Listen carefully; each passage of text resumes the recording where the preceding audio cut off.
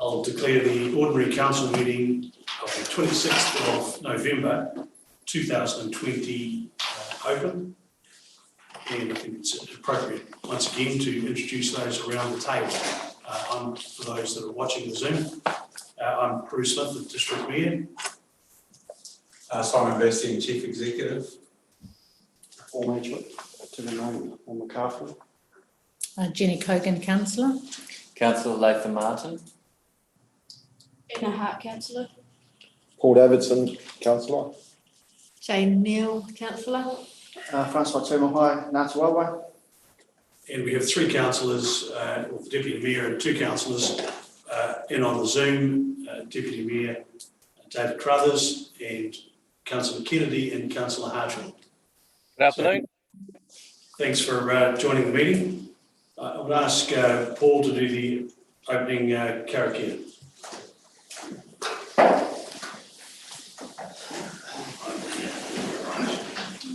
Continuing to dance on Tama Tawara Tapu, e honga e kōri mango e te whenua whakaropai ki ngā tangata katoa i tō mātu i te rāngu whakapangi a mātu hui arahina mai i mātu kōrero ki te huraka pai. Amen. I've received no apologies. Any apologies that you're aware of? Move on to the item 3 on the agenda, which is the declarations of interest register. The register is live on Teams and all councillors have had a chance to have a look at it. There's a hard copy there, I'll pass that round. If there's anything on today's agenda that looks like you may have an interest different to the public, please put your interest. Move on to item 4 on the agenda, which is urgent items not on the agenda. Does anyone have any urgent items that? Okay. Move on to item 5 on the agenda, which is the minutes of meetings. So the first one is the ordinary council meeting minutes of the 22nd of October 2020. Now, they're on team systems and they've been sent to councillors requesting feedback, and my understanding is there's been none received. Is there any issue that any councillors are aware of? Could I get a councillor to resolve that the minutes of the ordinary council meeting held on the 22nd of October 2020 be confirmed as a true and correct record of the meeting? Councillor Cogan, thank you. Second, Councillor Davidson. All those in favour? Aye. Thank you. And the minutes of the extraordinary council meeting on the 2nd of November 2020. Once again, the minutes have been circulated. We've received no request for changes, but are there any changes that anyone's aware of? Someone like to resolve that the minutes of the extraordinary council meeting held on the 2nd of November 2020 be confirmed as a true and correct record of the meeting. Councillor Martin, I'm second. Councillor Hart, thank you. All those in favour? Aye. I approve that my digital signature be added to the confirmed ordinary council meeting minutes from the 22nd of October 2020 and the confirmed extraordinary council meeting minutes from the 2nd of November 2020. Thank you. Move on to item 6 on the agenda, and it's the action list, and it's on pages 5 to 7 of your agenda, and I'd ask the Chief Executive to present the list. So, good afternoon, Your Worship and Councillors. I'll just run you through the individual action items. There are some items that i.e. the first one is mentioned several times in the action list, which will merge into the one action going forward. Canary School Student Cycleway. So the materials for completing this task are basically actually in Auckland at the moment and should be on site within the next couple of weeks. So the process for completion of this task is to have it completed before the school starts in February next year. And I might as well touch on the two other points regarding the Canary Cycleway down the bottom of the action list. So one was to obviously validate the location crossing. There was a scheduled meeting on site. Unfortunately, we had no council representation that turned up. So we propose to redo that. If we can reconfirm a date, it have to be done within the next couple of weeks so we can start that works. So we'll take it as an action to look at another scheduled meeting on site. If everyone's happy with that, I'll move on. So we'll merge those three items into the one action. Speed limits, obviously the extraordinary meeting was held. We have a planned council report back for the 10th of December. So that's still on target to be completed. Transfer of pension and housing to Destination Westland is reported in today's meeting from the consultant who completed that activity, and it will be tabled shortly. Fox landfill, obviously this is a follow-up on the PGF funding application, so great news, we're into week 6 I think of the cleanup using the alpine guides in Fox Glacier, and making some really good progress. I think we've got about 5 to 6 tonnes of material that's been recovered. The second part of that is obviously the excavation and the transfer of the materials to Buckler's landfill. So the target tender complete. The tender is actually out at the moment. We expect that tender to close on the 7th. The evaluation works by the 16th and the tender is awarded. Hopefully we'll have a report to council on the 10th for appointing that tender. And we hope to get that started this side of Christmas. Oh, sorry, in the early new year. And it's about 12 weeks worth of work. Following on from that will be the Butler's landfill contract. We're still going through a resource consent process for that. Iwi representation around the council table. This is obviously following on from the work that the DIA has done on our behalf, and we'll look to do a remit on that as part of the LGZ AGM next July. Hokitika wastewater treatment plant, we've basically got our delivery plan for the $6.9 million of stimulus fund approved. Within that budget is around $1.1 million to proceed down the design path for the Hokitika wastewater treatment plant. So Stantec have been appointed in the project managers in that space. They're still waiting further details for them to confirm back to Department of Internal Affairs what that program work and milestones is and costings.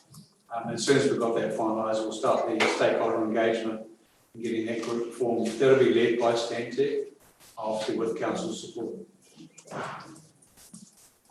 Happy to take any questions on any of those subjects. Thanks, Simon. We'll go around the table. We'll start with Francois. No, I'm all good. Councillor Neal. Good, thank you. Councillor Davidson. No, thank you. Councillor Hart. No, thank you. Councillor Deputy Mayor Corrales. No, thanks, Your Worship. Councillor Hartshaw. No, thanks, Your Worship. Councillor Kennedy. Okay. Councillor Martin. Yes, please, Your Worship. Just a couple of questions. Thanks for the report, Simon. Cycle trail, that'd be great to have the on-site meeting. Sorry, both of us were in a different island at that time, so it'd be great to reschedule that. I really appreciate that staff have made themselves available, so we will also make ourselves available. I think I touched on it at the meeting regarding the speed limits, but I think it would be really, really useful ahead of the 10th of December meeting to actually socialise maps of the proposed speed limit changes, so people have enough time to understand the decisions council's making, particularly around speed limits that will impact them and their commute to work, and as they go about their daily life. I did touch on it, but I think it kind of got as we were wrapping up the meeting. So it's about possibly just mapping and putting up on our Facebook page or in our normal way of communicating, these are the proposed speed limits to be adopted on the 10th of December. It's not necessarily a call for further submissions, but it's an opportunity so we understand and the community understands what we're actually proposing to do, because there has been quite a bit of feedback following that meeting. Right. So we'll work through how that can be completed. I'm not sure if we're in a position to do it right now, but we'll look at what can be done. If it can't be done, I'd almost be of the mind that we probably aren't in a position to accept those on the 10th, just because, we might understand the changes we've made, and unless they watch the live stream meeting, unfortunately, the changes haven't been well reported.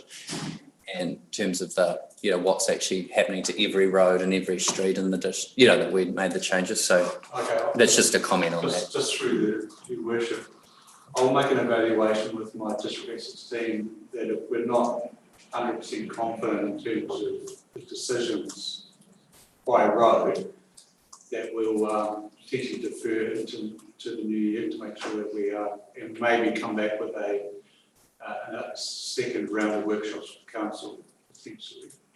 Yeah. I'll have a discussion internally with the district exits team on that. I'd hate for us to adopt thinking we're doing the right thing and then work out we actually haven't done the right thing. Pension housing, my questions can wait till the report. That's really good.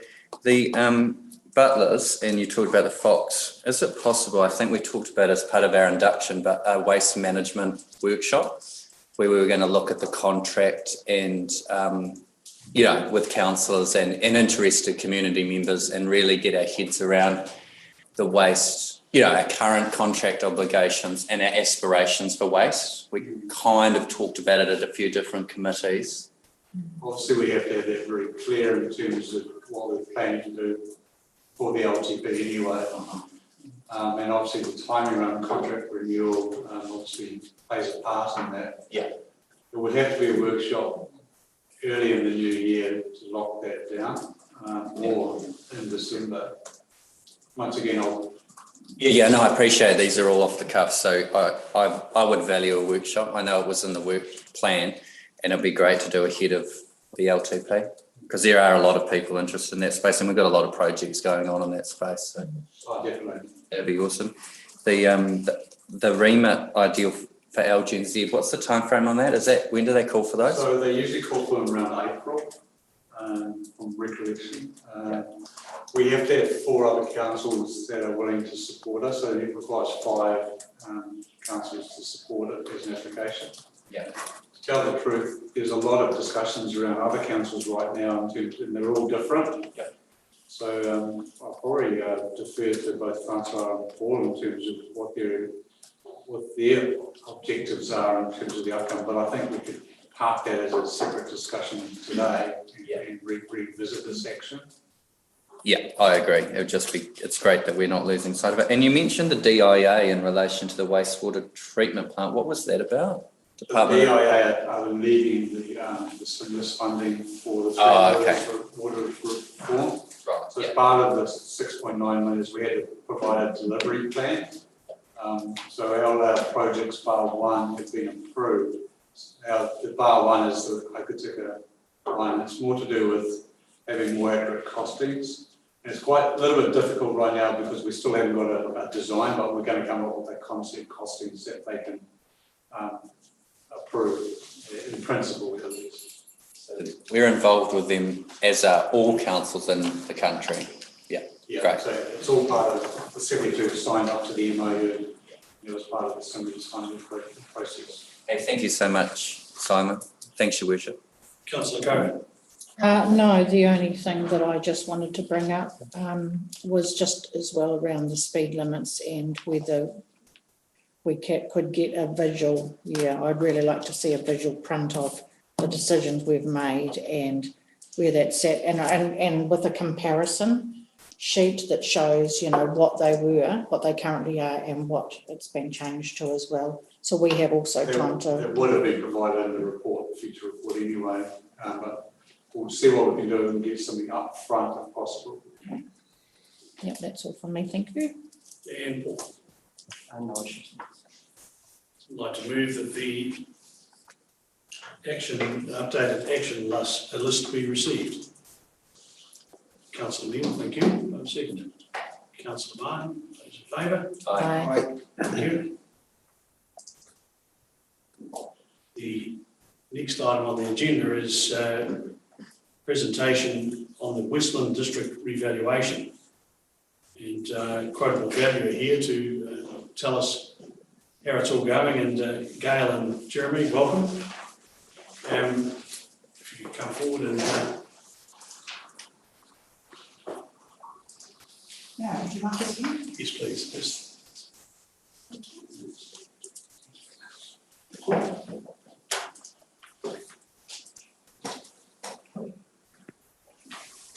Thank you very much. Your Worship, councillors, council staff, thanks for having us here this afternoon on this absolutely stunning West Coast day. We've just completed a revaluation of Westland District for the rating values, which will be used for rating purposes from July next year. So in a way, most people should have received their revaluation notice by now. So a lot of what we're talking about may be old news to you. We welcome your questions. I'm QV's revaluation manager. We've got Jeremy who's led the revaluation for the Western revaluation. We've also got Michael here, and we have got other people, not at this meeting at the moment, but hopefully if you've got any questions, we can answer those for you. So if I just go ahead, and any questions are welcome, and we'll just give you a summary of what we've been up to.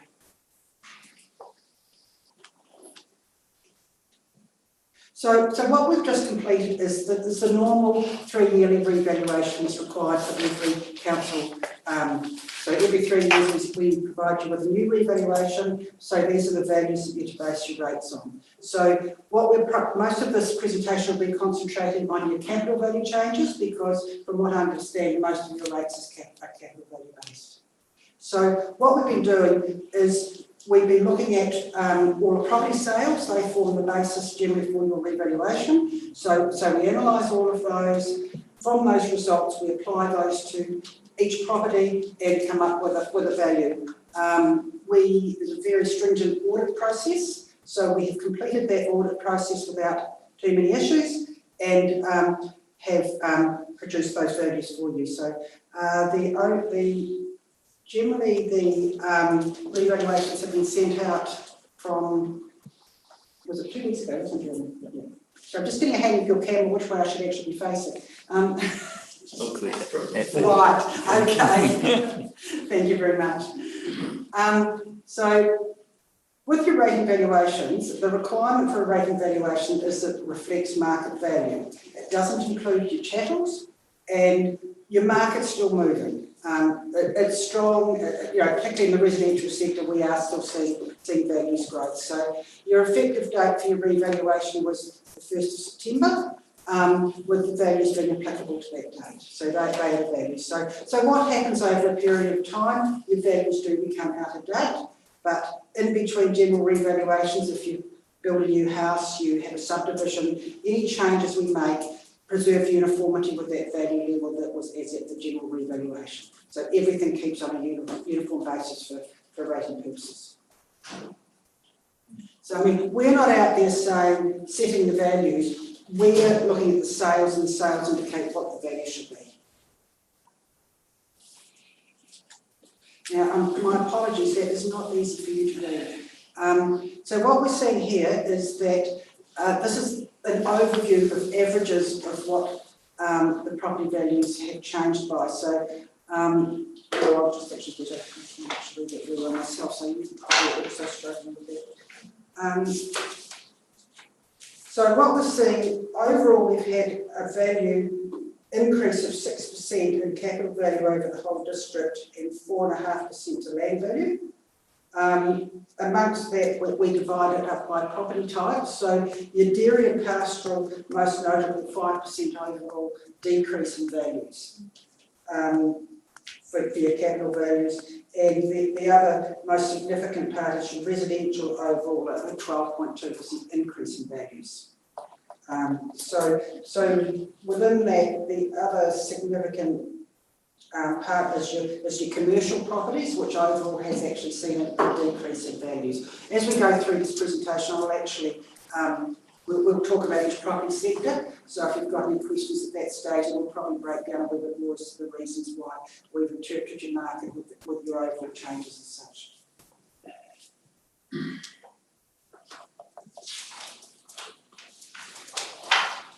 So this is just a graphical form of those value changes. So here you can see the lifestyle residential properties showing a similar movement or slightly above your residential properties. Forestry's been a strong player, and that's the trend through the whole of the country. QV this year is doing 21 revaluations for territorial authorities, and we're seeing very much the same sort of trends through a lot of the districts of similar sized towns to yourself, similar sort of rural areas where we're seeing that drop in the dairying, strong residential markets, strong forestry markets. So what we're seeing here on a national basis is fairly similar.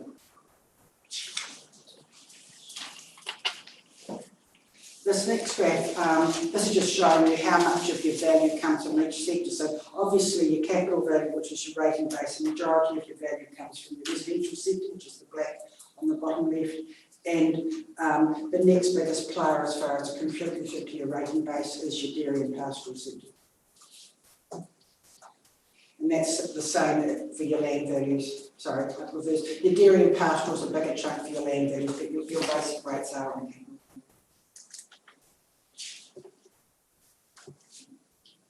Now, this is your residential house value market. Now, I see we've got a little blip on the one on the left. We did have a wee blip in the market with a very much a lack of sales immediately post-COVID, and then of course the market has rocketed away again.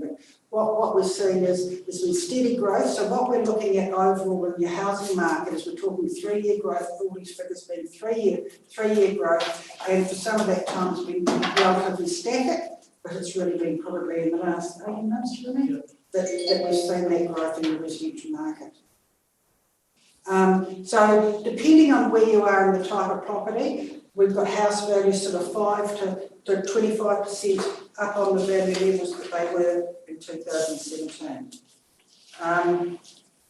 So your decreases that we've got in values are generally in the Franz Joseph, excuse the spelling, and the Fox Glacier areas. There has been a decline in demand for residential properties there, and we attribute that mainly to the decline in the demand for worker accommodation in those areas due to water lockdowns and the change to tourism. So they are the exception to the rule as far as value changes. I mean, what we're saying is they've still have risen over the last 2 years, and then it's sort of, we've seen that decline just in recent times. Yep, so yeah, we're looking at over the whole 3-year growth. So prior to COVID, you mostly had them areas that have come back. We're going to be increased. With COVID, it has had a bigger effect on that. But it's not to this point of dropping 20% because you're taking the 2 years growth first and then it's coming back from there. So I mean, what is driving the change? I mean, when we all looked at what the economists said back in March, and there was quite a lot of doom on through the media from some economists through the country telling us that we were to expect an 8 to 10% reduction in residential house prices. Well, that certainly hasn't happened in most or any part of New Zealand that I'm aware of, certainly no exception here. It has changed. I mean, one of the reasons we've had that lift in your property values is, I mean, you're relatively low base, the values are coming off, so you're still affordable on a national scale, and the biggest increases in value generally are for the lower price properties. So it's not a case of those value movements across the board, that the lower end of the market's actually come up a lot higher, a greater percentage than the upper end of the market. I mean, we've got mortgage interest rates sitting at 2%, 3%, which to me, who's paid 18% in my life, they just seem unbelievable. But I mean, all these things, a bit of a lack of properties on the market. We currently don't have any LVRs, the loan to value restrictions. So all of these things means that people are looking to purchase. I mean, they're also looking to purchase because they're not getting great interest rates in the bank. They probably see that they can get a reasonable return off residential. So all of this thing plus relatively low stock available is seeing this lift and this higher than demand than we've seen for several years in the residential property market for Westland. So of course we have got an increase in domestic tourism, which is really great to see.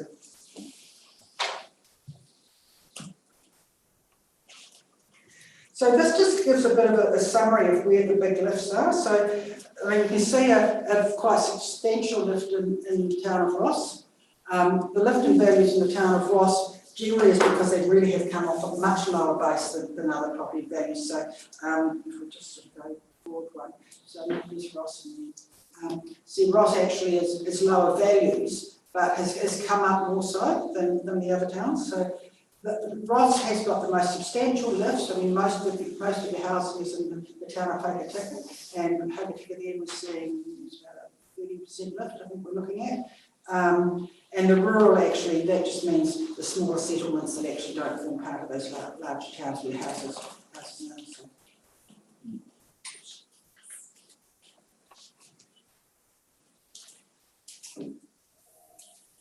There we've got the average values.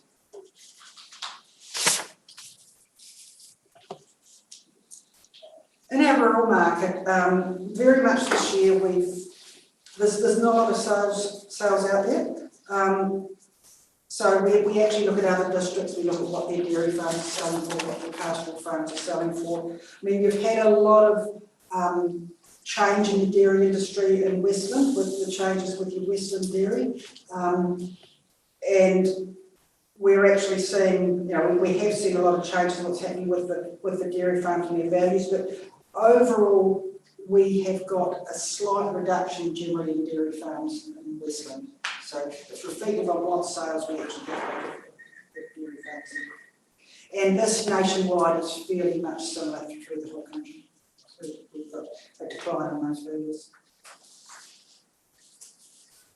So this next slide, once again, my apologies for it's not terribly clear for you to read that. So overall, on this slide splits the dairy and the pastoral. So most of the pastoral properties, so the big fattening properties and such like, around about the same level of value, slight reduction, but your dairy is overall a 7% decline in land values and 6.4% in capital values. So your forestry strong at 13.3%, mining properties generally stay the same.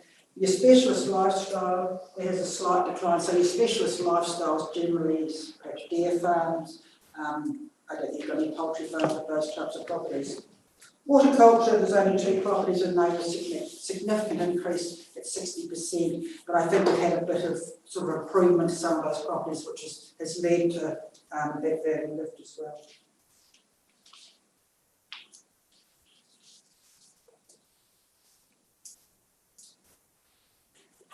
The rural lifestyle market. So this is the rural lifestyle properties typically are your houses in a rural environment that might be sitting on perhaps up to 10 hectares of land that aren't a productive farm and they're bought basically for housing and lifestyle purposes. So what we find that the market of rural lifestyle properties generally mirrors a wee bit what's happening in the higher price residential properties. So the biggest increases that we've actually got in the rural lifestyle market are where properties are closer to the main towns, so for the Hokitika and such like. Blue Spur and seeing the greater lift. So this is based on the sales, and the sales are because there's the demand and people are prepared to pay for high prices.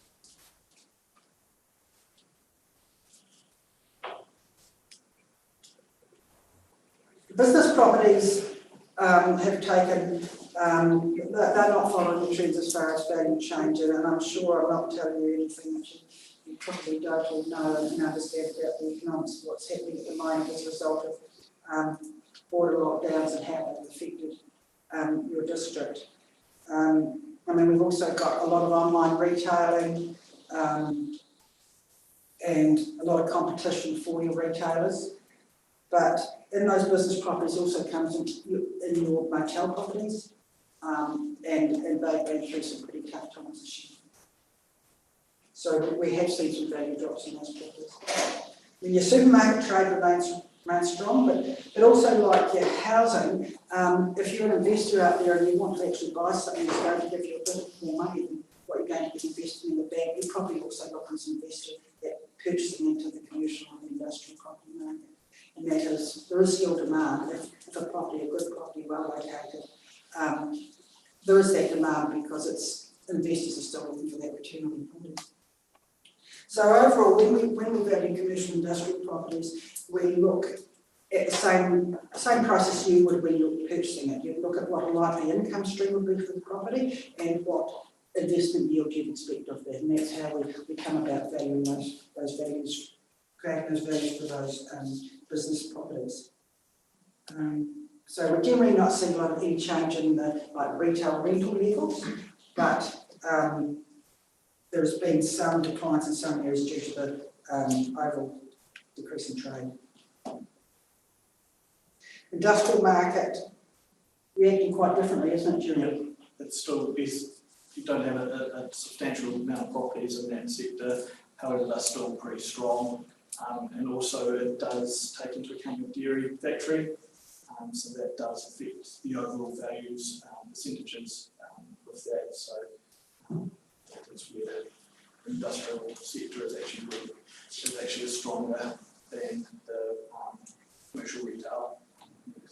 Yeah. So the next slide is just to show you the business property changes. Now you see two declines in graphs there. Now the one that's I think we were only talking a couple of properties there, and I think one has changed its condition, so that's why it's had an overall effect of a drop in capital values there, and overall when your Hokitika commercial capital values have come down. Yeah.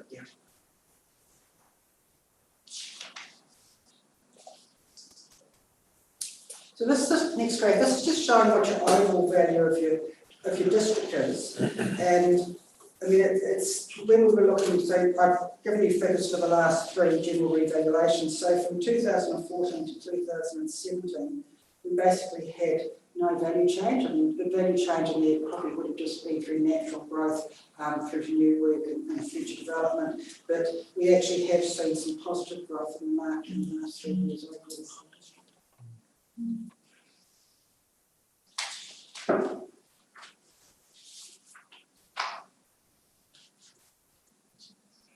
Right, I might actually just flip to that next one just for the key dates. So just to summarise, your revaluations are effective 1st of September and the market is still changing. So I mean, if people weren't satisfied with their values, just remind them, it is 1st of September and things do change. We've already had the public notice go out and the owners' notices were posted from 4th of November. So I'd like to think that most owners' notices should have received their notices by now, and if not, we probably should be looking to see what's gone wrong in there. These values are used for rating purposes by 1st July next year. So you have a set of values now, and I think probably your council staff are working on those as far as how it molds into your long-term plan and for striking the rates for next year and any shifts of instance of rating. If people aren't content with their revaluation, they do have a legal right to dispute that valuation. It's called objection, which is a pretty harsh word, but that's the legal terminology for when you dispute your revaluation.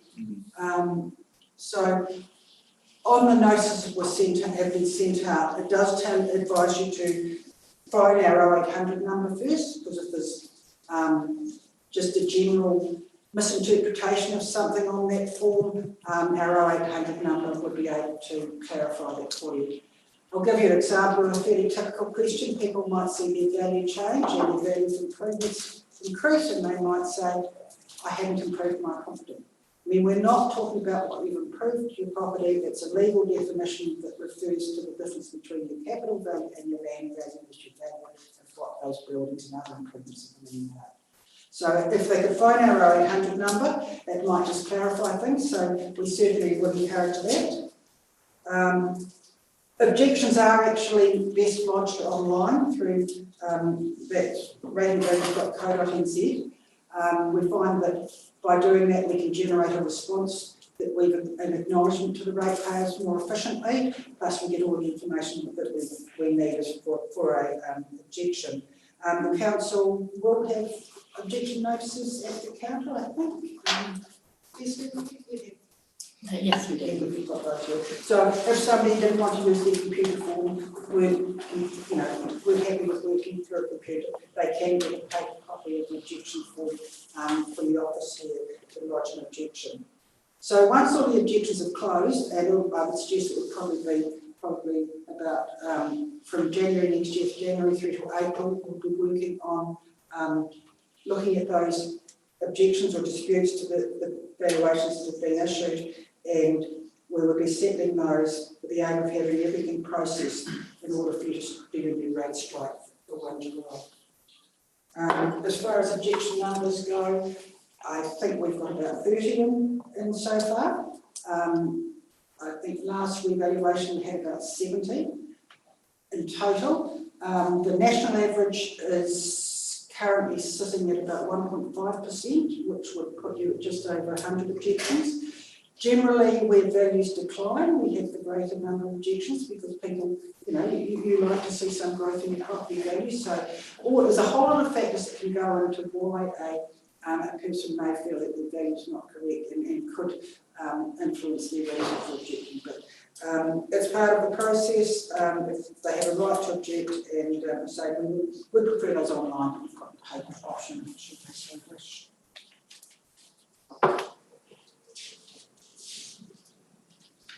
So that's probably about it from me.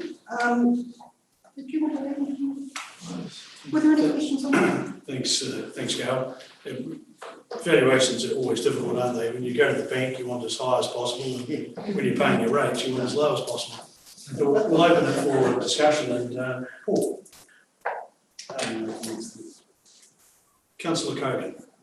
No, the only comment I would probably have is I just felt it was a bit of a shame that the likes of Friends and Fox only ended up with a 4% increase. And I understand because of the impact of COVID, that's reflected on that.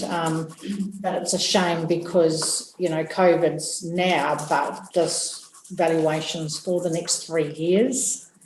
So it almost seems like they're now at a bit of a disadvantage for the next 3 years, and we don't want to necessarily think it will take that long before the economy even further south picks back up again, and they need all the assistance they can get, obviously, to get themselves cranked back up again. So, There was a change of a legislation that came in earlier in the year that did give councils the right to defer their revaluations for 1 year.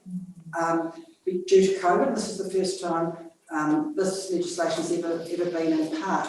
But the basis for deferring a revaluation had to be something like there wasn't sufficient information to form the values, or you physically couldn't get to the properties to actually have a look at them for the revaluation. So we had, I think we might have discussed with your council staff on that board, but we actually had enough sales and basis to do those values. But I'd certainly take your point. But that's where I'd like to just sort of reiterate that it's a point in time, and what we might find is when we actually do the new values in 3 years' time, they will be the biggest lift because they've got to catch up. it just doesn't help them much in the meantime, though, does it? But unfortunately, whatever we assess in values has to reflect what's happened in sales. Is it? Yeah, just to talk about that, we were originally set to have the revaluation from the 1st of July, but in discussion with QV, we managed to push that back down to where it should have been on the 1st of September. So we did get a little bit of a more time, didn't we? Yes. Yeah, when we first came out of COVID, it was going to be looking to be a massive drop in that commercial side, especially heavy tourism operators. We're going to see, it could have been seen quite a substantial drop. But therefore, given it extra time, we have seen that it has, at that point in September, has been only that affected through from there. The whole revaluation for this year program actually went 5 weeks later, and it's actually for some councils it's actually putting a lot of pressure because they still haven't actually got to the stage that your values have got, so they're not actually getting their values early enough, or they're getting it at a later time frame for use for rating purposes. But the prime reason is, as Leslie said, we managed to get that data a bit later so that it gave the chance for the market for us actually to get enough basis post-COVID or post-border lockdown to actually see what was happening with those values. Councillor Martin. Thank you. Thanks, Your Worship. Thanks for the presentation. I've just a couple of questions. The methodology, is that all desktop, or do you actually do site visits? And We do a lot of site visits. So what would be some examples of the things you'd be looking for or looking at? Or where did you go? Okay, so the first couple of properties that we would look at are properties that have sold, so that we can establish that the sale prices were market sale prices and there were probably no changes, physical changes to the property that could indicate that why that would be showing a different sale level than we expected for another similar property. So you're standing on the road looking at the home or Generally that's the case, but what we're finding more and more is there's so much web-based technology. If a property is sold, we're actually getting more benefit out of looking at the web and looking at their kitchen, their bathroom and such like, looking for modernisation online. As you know, people aren't necessarily home, but yes, a lot of it is web-based now. Yeah. We have exceptionally good satellite imagery for our rural properties. And I mean, as you can imagine, if you're looking at it for a lifestyle rural property, you quite often see nothing from the exterior. okay, no, that's You see a lot, and a lot is web-based now. But, so in between general revaluations, we're looking at your subdivision and your building consent work, and we're looking at your work. Plus, we actually have a team based here in Hokitika that are doing evaluations. they're doing evaluations anyway. And So- that was my second question around, so say you get an independent QV to do an appraisal of your home, evaluation of your property, and then they say it's X, and then your valuation comes and says it's Y. Does X get taken into consideration? No. So your rating valuation is quite independent of that. I mean, your rating valuation is at a point in time, which is that 1 September date. Yeah. So, no, it's quite an independent process. It certainly wouldn't be transferring into your rating valuation. And my final question is, land that's abandoned, or where you can't find the legal owner, who gets the owner's letter? We're reliant on your council for the update of your owner's names and addresses. So I'm really not quite sure how to answer that one. Okay, thank you. That's all from me. I'm happy it would be the names on the title. Deputy Mayor Carruthers. No comments, thanks. Appreciate the report.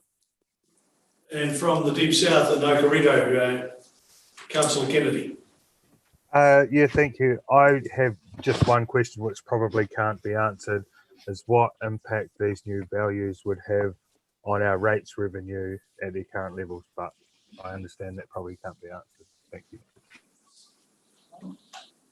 That goes, it's the striking off the rates on the value. Would the council, somebody from the council would like to answer that? Or would- The values would treat for when we strike our rates, we'll be using these new values. So whatever the values are, whether it be up or down.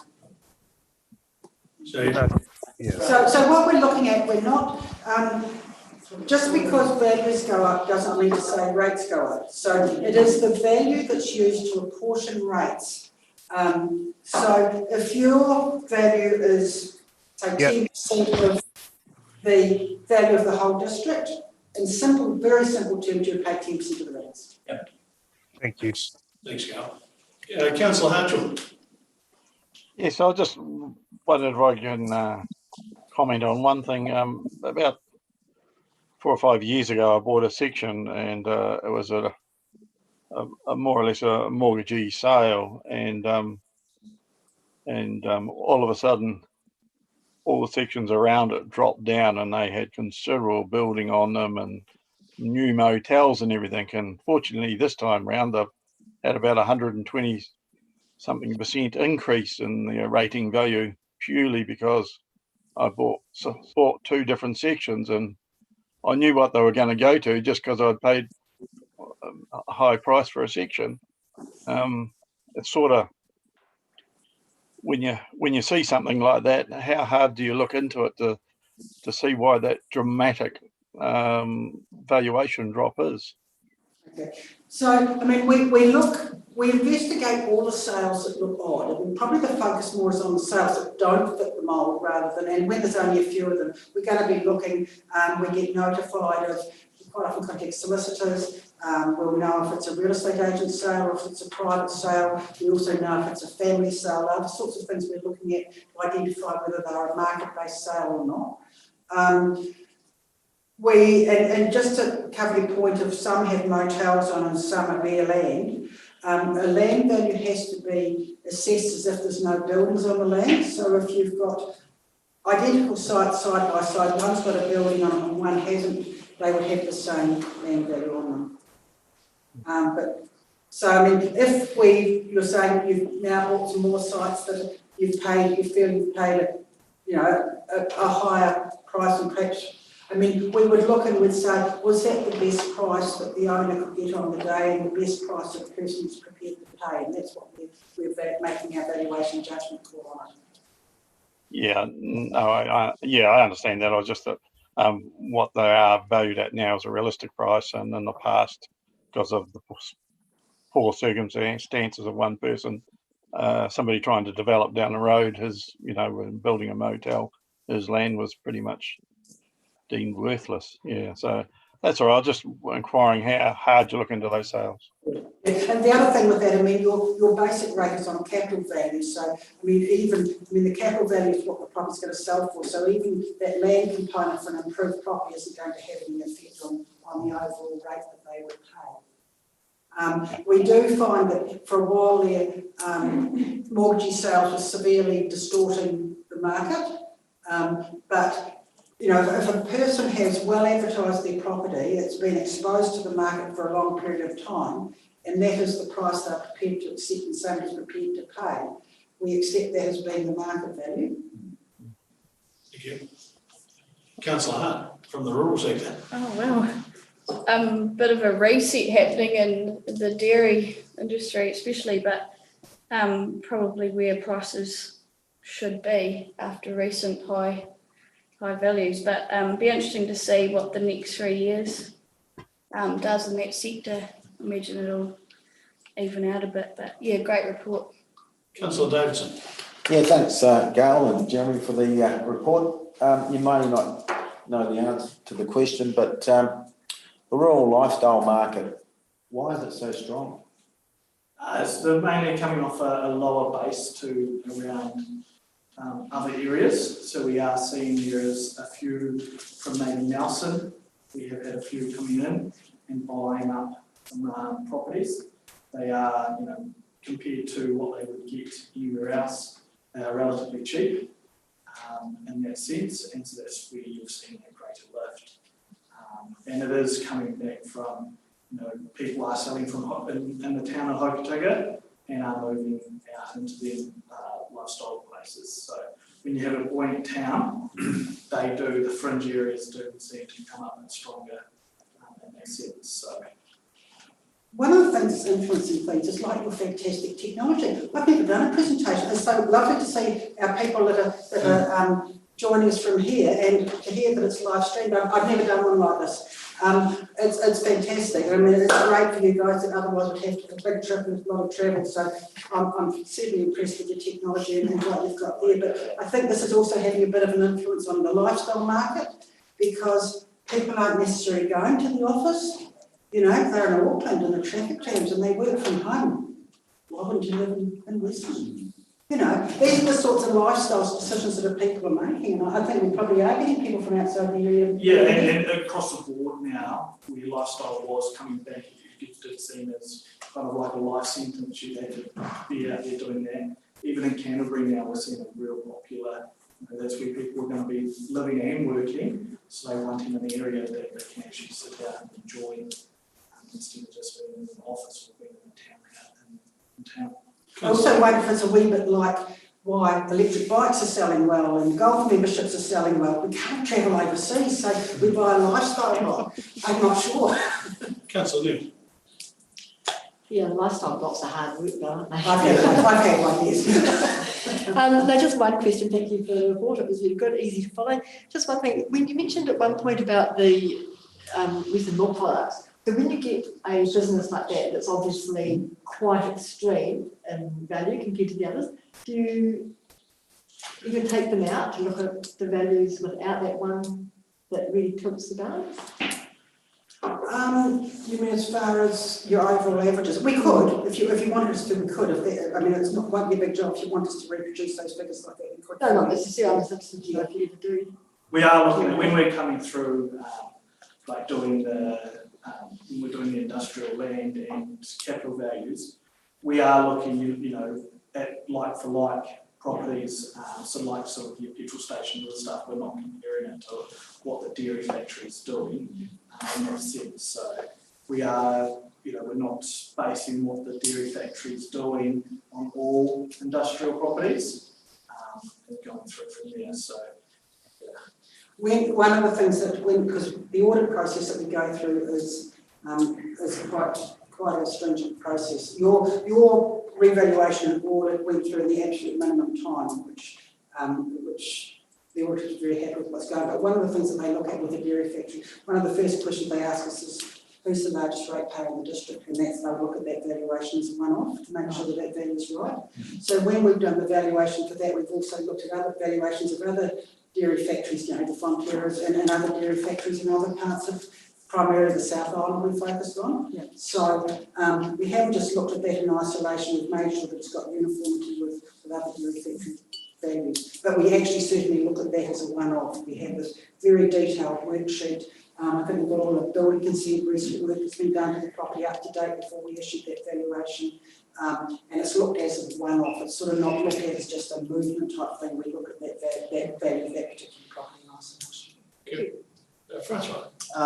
No question, but thanks for the presentation. The answer to the question, which was around external influences on prices. And Simon, anything else from you? Just one question around forestry. I'm actually quite surprised so far. Is it linked in any way to ETS in terms of future plans? I believe so. I have to say I'm an urban valuer and so is Jeremy, so we're not the best people to answer that. But from the understanding that I get is that's where it's coming. That's as well a bit of your pastoral, so that pastoral Land banking, basically. Yeah, so some of your marginal pastoral, which before most probably wouldn't have, you know, would have been rock bottom prices, they are still now, you know, they are actually thinking a wee bit more for land banking purposes on doing forestry. So, you know, Planting trees is the business to be in. Well, it could be, it could change. So, yeah. I mean, we certainly, in the forestry market, for many, many years, there was no lift and there was no change. And then suddenly, I mean, what's happening here is nationwide and demand for trees. Gail, look, thank you very, very much for the presentation. Would a councillor like to resolve that the Westland District Revaluation 2020 presentation from Gail Smits and Jeremy Clayton from Quotable Value be received? Councillor Davidson, thank you. Yeah. Councillor Liam, those in favour? Aye. Okay. Thank you very much. Thank you very much. We'll look forward to seeing you in 3 years. Thank you very much. Yeah, good. The next item on the agenda is Westland Holdings Limited Council update for November 2020. And Joanne Conroy and Chris Gooley will be presenting. And Chris Ray. And I said, Got to say something on first one, we haven't had one. Your worship. I noticed Chris, you're not on the Zoom. Yeah, good luck. Squeeze up. Thanks, Joanne. Good afternoon, councillors, and thank you for the introduction, Your Worship. So this is a regular update that we give to council, and particularly this is for our results through to the 30th of June, and a little bit of a look forward. So just a bit of a reminder around the structure and our mission statement, which is to grow and protect our communities, our economy, and our unique natural environment. And there's us. Nice photo, isn't it? So that's quite a busy screen. So this is our strategic plan that is current. We're looking to review or update the strategy from next month, and to start working on our statement of intent for the next financial year. We'll start doing that early into the new year. But just running through some of the things we do for economic benefit and then social and community benefit. The governance and support, which is quite a strong part of what we do in terms of the subsidiary companies and making sure they're operating as efficiently and effectively as they can. And then obviously protecting the environment. So I'm not sure if anyone had, because it is quite a busy screen, but if anyone's got any questions on that, apart from the spelling mistakes, maybe you'd like to raise those just right now. Otherwise, we'll move on to the results for the year ended 30 June 2020. So this is a consolidated result, which includes West Roads and Destination Westland. And you'll see there's a surplus after tax of 1.3 million. And then it's got the movements in equity there. So maybe it's a good opportunity again to stop and see if anyone has any questions. Perhaps we could go through the full presentation. Okay. And then go around the table. Yeah, so just a bit of an update. We focused really hard up until COVID, probably until the pandemic struck, on making sure that the governance processes around the subsidiary companies were as strong as they could be, encouraging them really strongly to have strategic plans so that it makes it easy to look forward and do our statement of intent and work with council going forward. But then, of course, COVID came along and we had to rebalance, particularly Destination Westland. The pandemic had a huge impact on income streams for Destination Westland. So, as you will be aware, our board is also now the board of Destination Westland until we have an opportunity to work out what the best way forward is for the governance for Destination Westland. And once again, we've really focused on risk and trying to identify risk in plenty of time and be in a position where we can address it. So West Roads, just following, they had a bumper year last year, which you've seen in those financials that have just come through before. This year's been a little bit different to that, with this first 6 months being a little bit tougher. They've just come off the Western Milks outfall project, which that everyone was seeing around town, but they've managed to pick up the old Christchurch Road work, and that should see a good result for the Westland branch in the second part of the year. The Christchurch market, it's been a little bit tough as well. They have managed to secure some work over there to keep the crews busy. It is a lower level type of work or lower margin work, but they, as the slide says up there, that they are in the running for some good margin work going forward. Joe's talked a little bit about the risks that we're focusing on. We're pushing quite hard at that from a holdings level. The one that West Roads have pointed out to us is the roading contract. So they've got a tender going in for that for the Western District Council. That's a bit of a big ticket one for them, and they're working quite hard at the moment through a comprehensive risk register that they've got in-house. West Roads.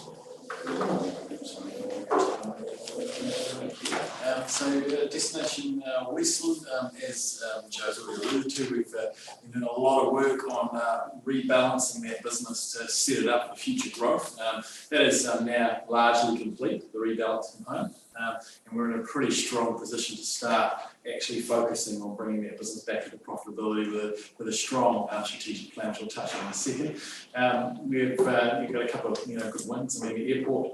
And the extension funding that we received from government has been completely received, and we're going full steam ahead to do those extensions. We've just had the tenders come through, and we'll be in a position to actually award that construction contract pretty soon and get on with that piece of work. Circa 1.2 million from government to us to do that, so that's a pretty cool win. It's going to be great for the district to see their terminal airport all done up and looking fantastic. So looking forward to that. And as I said, we've really focused hard on the strategic plan. It had to change. It's post-COVID normal. We had to look at different ways of doing things. So we've really always grappled a little bit with the whole, is Destination Western social or is it profit? So we've really pushed hard to create a new purpose for Destination Western around profits for social, so profits first, so that we can actually do good for the Western community. So that's kind of what our purpose says, as you can see in front of you. And off the back of that work, which we'll share in due course, we've done a full tactical strategic plan to really support that growth and look to contribute rather than take away from council in the future. So I'm really excited, and we presented that strategic plan to the staff in Destination Western yesterday. And it went down a treat. So there's some really strong culture in the team. They're clear on where they're going, and we're looking forward to the next phase and positive phase for that particular business.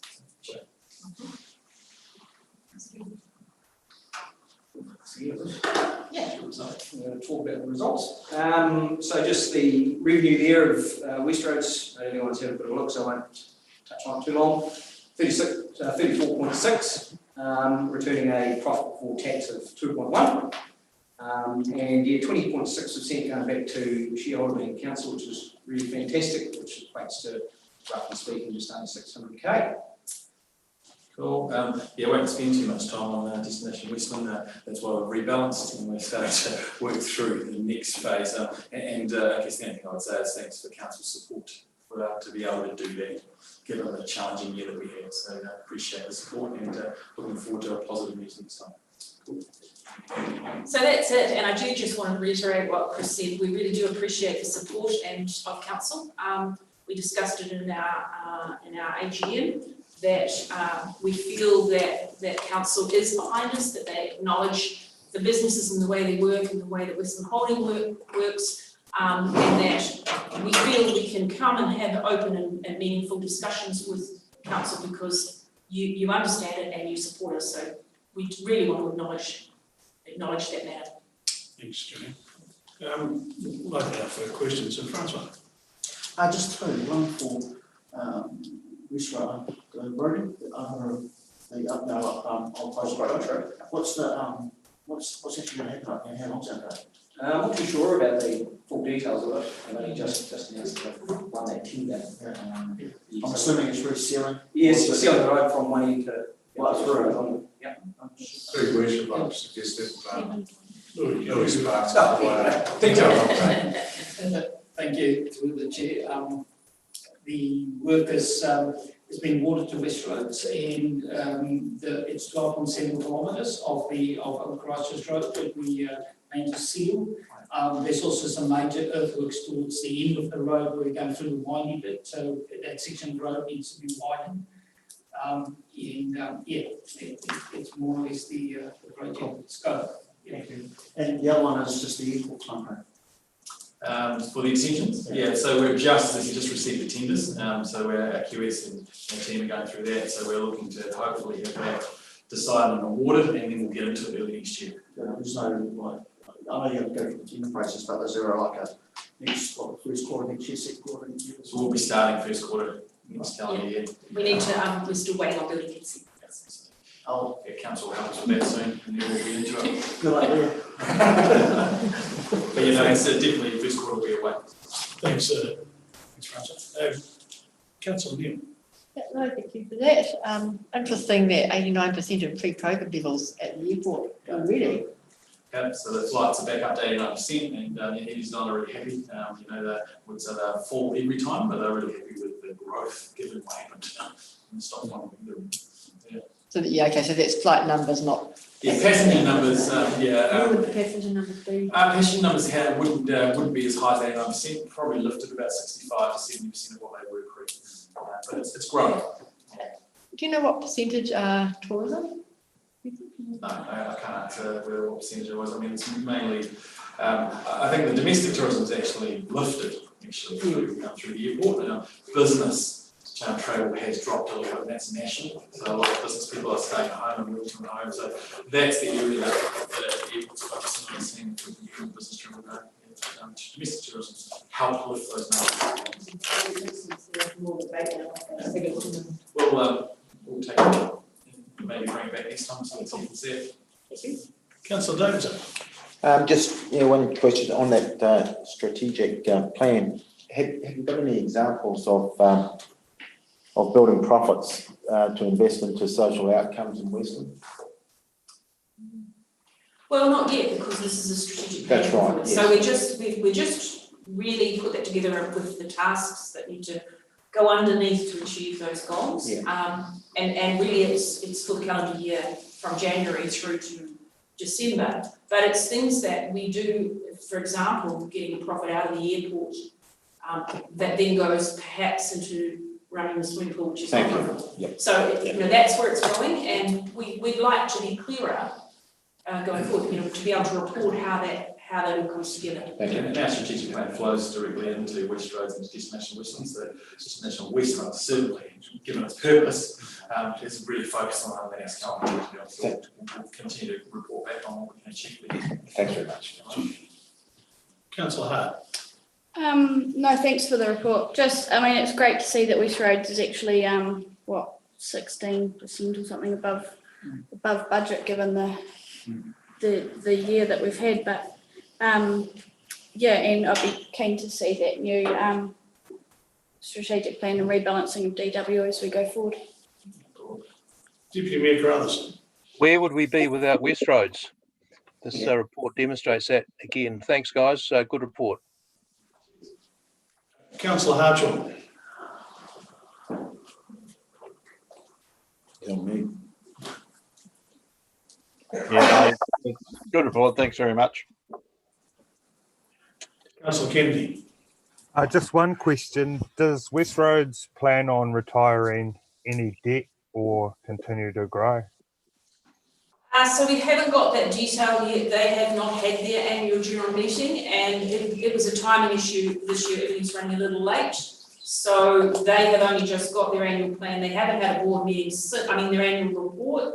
They haven't had a board meeting since. They'll have their AGM tomorrow, and we'll have more guidance from them on what they're going to pay for a dividend, what they want to reinvest and how they're going to look going forward. So next time, which will be February, I think we come back to you with the 6 monthly results through to December. So we'll be able to give you a bit more detail on that then. Thank you. Councillor Martin. Thanks, Your Worship. Thanks for the report, team. I have lots of questions, but I'll keep it brief. We hear this great success from West Roads, which is awesome. And then on the other hand, we have these small rats and mice contracts that I call them parks and reserves, where West Roads says, we're no longer mowing the berms in town because it was a social good and now we're not doing it. With a significant profit and with the strategic direction around social good and providing benefit to all ratepayers, I wonder if that's something you might reconsider as a board. Yeah, so we could ask, as Westland Holdings, we could ask West Roads to consider that, but just to be clear, the social element is that's our position as Westland Holdings. Yep. West Roads have a totally different position. Absolutely. And we would have to talk to them about whether they want to bring more of a clearer social element into their strategy, and so we have embraced that. Well, holistically, the concept of profits being reinvested for social good makes sense. And that's why I think you exist. And that's why I think council established the companies. Yeah, really it subsidises what would otherwise be taken in rates. So, really, we could play silly games and say, well, we're just going to increase the dividend by X, which is the cost of increasing the mowing. You know, but we don't need to be in that space. It's like, okay, this is one thing that actually is a really good community outcome. And I think people really appreciate that. And people who maybe don't understand the technical contract side of things or understand how the CCOs actually work, to be fair, there are a lot, do see benefit of things that happen in front of their homes and affect their real lives. So I think just some feedback to take back to your boards as you communicate to them your new strategic direction. It'd be great to see more of that social benefit come to the fore, particularly when there are record profits coming through. I appreciate if this year was what we forecast and it was really, really difficult and there was no dividend return, but we're in a different space. So yeah, that's just a comment around that. And like, it's a fantastic result, don't get me wrong. It's just, I think with that comes the opportunity to do a few other things. Yourselves as directors, what's the process for us as a council in terms of doing what you guys do to the subsidiaries in terms of actually not necessarily evaluating performance, but ensuring that there's director rotational policy in place, ensuring that we appraise directors, and we live by your vision of really good governance. How have we interacted with you in that space? So if I can answer that through your worship, to begin with, it's part of the director appointment policy. Yep. So we're appointed for a certain number of years and they're all different, so that there will be a natural rotation that takes place over time. Remember, we're all quite new. I know this. And then we have been required to do board assessments, which we have done through the Institute of Directors within the last 12 months. So, that's an internal process and we're just required to do it. The main way that we work closely with council is through the Economic Development Committee, where we can have a conversation about the way we're moving forward and seek, strong feedback. So that's the main method of interaction that we have. Yeah. Cool. And the final thing from me is around, because it's a kind of a governance question again, around governance growth, potential for the future. And I think it's a really, now that we've got boards established and they appear to be operating really well, it'd be great to be looking at opportunities for growth for directors, particularly West Coast based directors. There are a number of organisations on the coast that are looking in that space in terms of interns, directorships, cadetships, whatever you want to call them. It would be fantastic to think that, again, with a considerable dividend and considerable after-tax profit, that some of that money could go back into growing people that can then actually populate these boards in the future. Because when we put a board on all at once and then you all want to retire at once, for example, that's an issue. It is. Thank you, Councillor Martin. It is. It's just reminded me to write that down again, because we were well down the track with that process, appointing an intern director to West Roads, and along came a pandemic and we dropped the ball on it. So I've written it back down again. I don't think you've dropped the ball. I think you've done the steps that were necessary at the time. It's not a beat up. It's okay, let's look at it now, because we're going into it'd be great. And there's other boards that are doing it that some of you are on, and I'm sure that's a fantastic process. So yeah, cool. Thanks so much. Councillor Cogan. Thanks very much for your presentation, and I just want to acknowledge for you guys as well. I know that, particularly over the last few months with COVID, you've gone from one board overseeing, to now also taking on that role with Destination Westland as well, and the workload that goes with that. So yeah, thank you very much for the extra commitment you've all, and I'm sure a lot of that is in your own time you've also put into that. Just a couple of things from me, really. So the West Roads, great return, and it's generally sat around that 600k, hasn't it? Most year on year, which it's certainly growing. It's growing consistently over time. Yeah. So and last year was a good year. Yeah. Circumstances being what they are, I'm not sure that'll be replicated in this financial year. So we'll know more after the 31st of December when we get the 6 monthly results in. Yeah. But the growth has been consistent. So that's my next kind of question around that, though, because yes, there's been some significant, downfall with the whole COVID happening. But it's also created, on the other hand, a lot of opportunity. And I'm sure I don't need to tell you guys, or, for the likes of people, organisations, businesses like Westroads, that, a lot of funding has been brought into the coast for a lot of ongoing infrastructure projects and stuff that'll be coming up. So I would think, that will prove, I don't know if that's really a downfall. I think that's going to provide more opportunity, not just for extra work, for the business, but further employment through the likes of Westroads, maybe through Destination Westland, because some of that funding I know is also going to come back through Destination Westland as well. So, it will be interesting to actually see in 12 months' time if we can. I just see that there could potentially be a lot of growth in the area that you guys are managing using these opportunities. This funding will come along probably once in a lifetime, and we all acknowledge we have to jump on board with that. And that might relate back to what Councillor Kennedy said earlier on. So if I was Westroads, and I haven't spoken about it, but I'd be quite keen to hang on to that cash so it can be invested in that 210 odd million that's going to be spent in the coast. But again, it'll be something that they'll be thinking about strategically. Yeah, there's some good, there's some really good opportunity around that. So that's all I probably wanted to bring up, but thank you. Paul. Thank you, Richard. There's a good and bad in there, isn't there? There's Westroads, obviously, is golden goose. The Destination Westland, though, is those figures speak volumes. It's been very difficult, we all know that. I think that it needs more than a recalibration. I think it needs a whole rethink myself. That's what I'd say. Thank you. Your view on whether councillors perhaps should be invited to the Westroads AGM tomorrow? We couldn't do it today. You be comfortable with that? Absolutely. And what time's it start?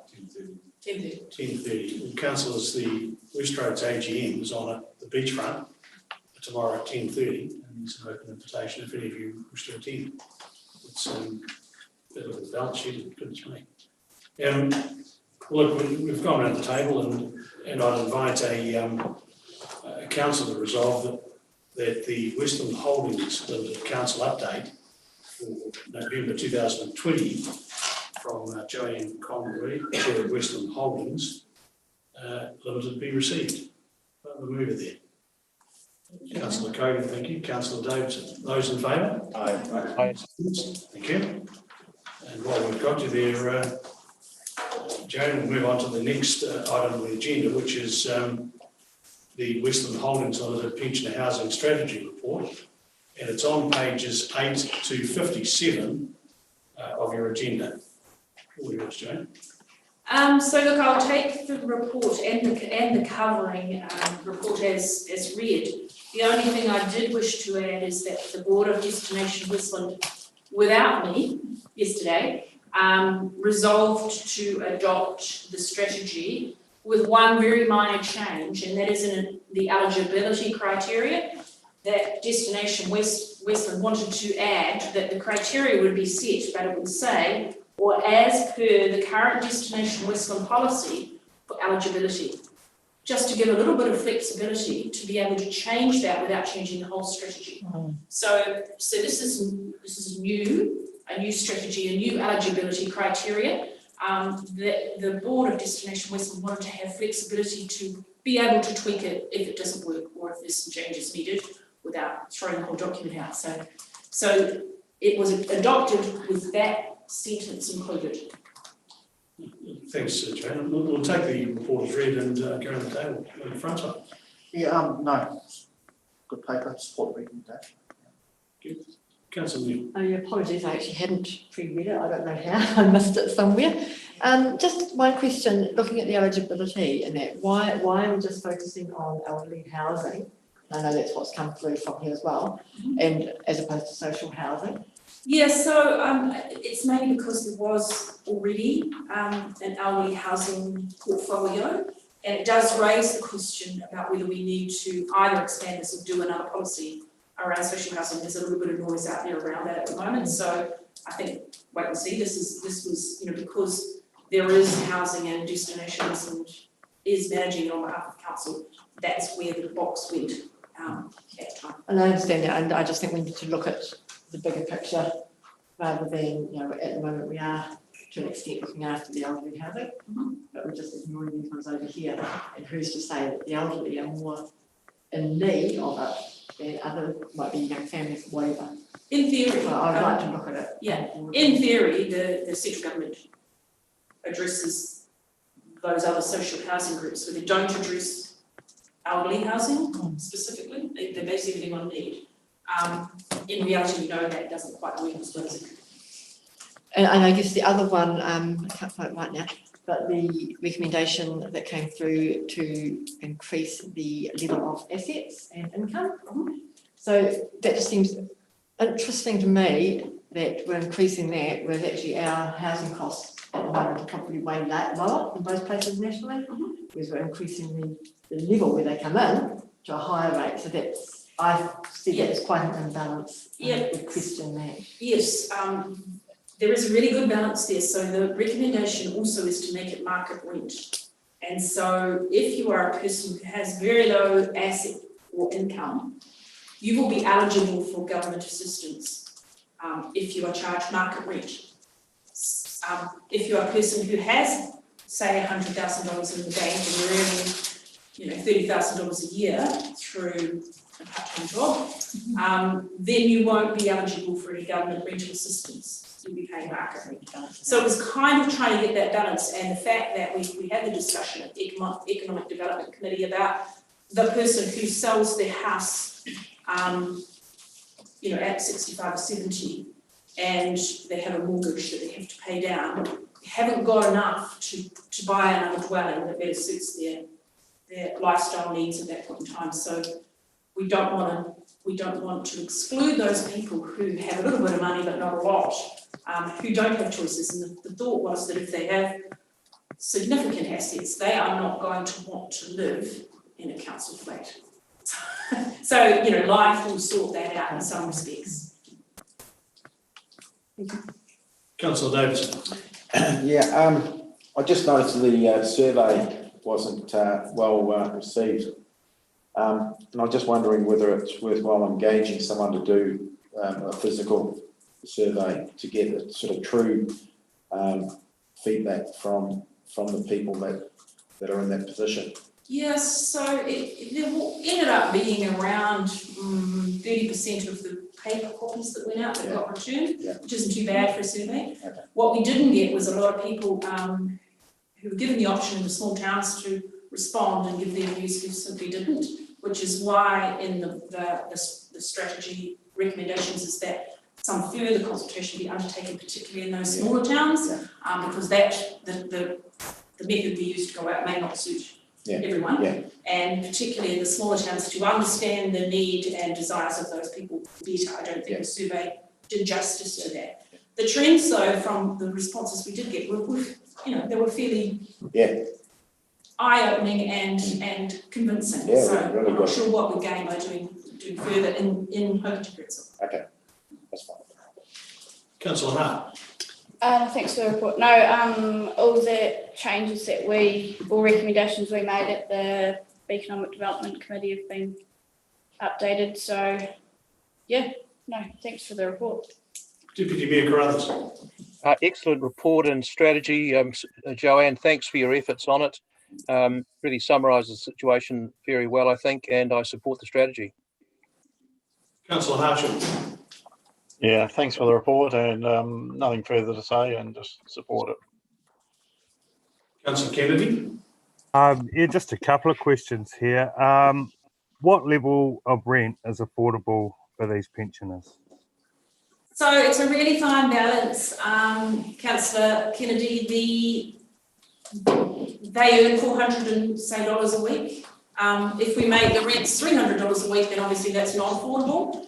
But anyone who's on a low income can get a rent subsidy from MSD. And part of what I'm recommending is really working with those people to make sure they're educated so that if they are eligible for a rental supplement from the Ministry of Social Development, that they get it, so that enables us to charge market rent and maintain the properties adequately. Yeah, no, look, that's fair enough, and I'm glad you brought up the $404 a week. I suppose it comes down to a question of whether the councillors see pensioner housing as a commercial exercise. I mean, I don't. I think if we want to provide affordable housing for pensioners, the council will have to maintain ownership, set rents relative to income as opposed to the market, because the market fluctuates and 80% of the market rate is not affordable for pensioners, and they probably won't get a subsidy to that fact. Yeah, I really do worry about, through this instrument, our pensioners freezing and starving. I do. Thank you. Councillor Martin. Right, thank you very much, Your Worship. Thanks for the report, Joe. It's great to have a second reading. It feels like we're going through parliamentary process. We've done economic development and now here. A few things from me. The strategy in itself is paper. I'm more interested in what we do in reality. So I think my position on that's been pretty clear. I think the reality is we have a huge waiting list. It's going to get worse with the baby boomers. I'm thinking, the next 10 years. I was just trying to work out it's going to be 40 years until I need one of these. So what are we doing to actually not just keep status quo, but a real paradigm shift, which is what's needed? And Councillor Kennedy, although I don't agree necessarily with his views, raises some really good points, particularly around who's the best owner. The problem with council interfering is that we always look at the squeaky wheel or the exception to the rule and why people don't fit and how we need to accommodate them. So if council is ever involved in things like setting rents, it plays at the heartstrings of people. If this was a purely commercial activity, then people would be looking at it not from that perspective. They'd actually be looking at how they could use that money that's made from this asset to reinvest in actually improving the quality of life for the people in there, so they don't go hungry and cold winters and stuff, and invest in the assets, which is what we haven't done.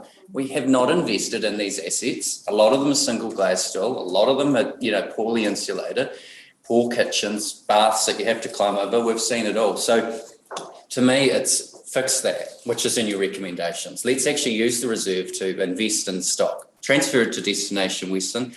That was probably my view. You've explored the concept of a housing trust, but I think we need a bit more of a discussion around that. And I think we need to do something urgent to address the undersupply, like really urgent, because there's building lead times. You're talking tenders on other presentations, you're talking 12 months, 18 months, 2 years.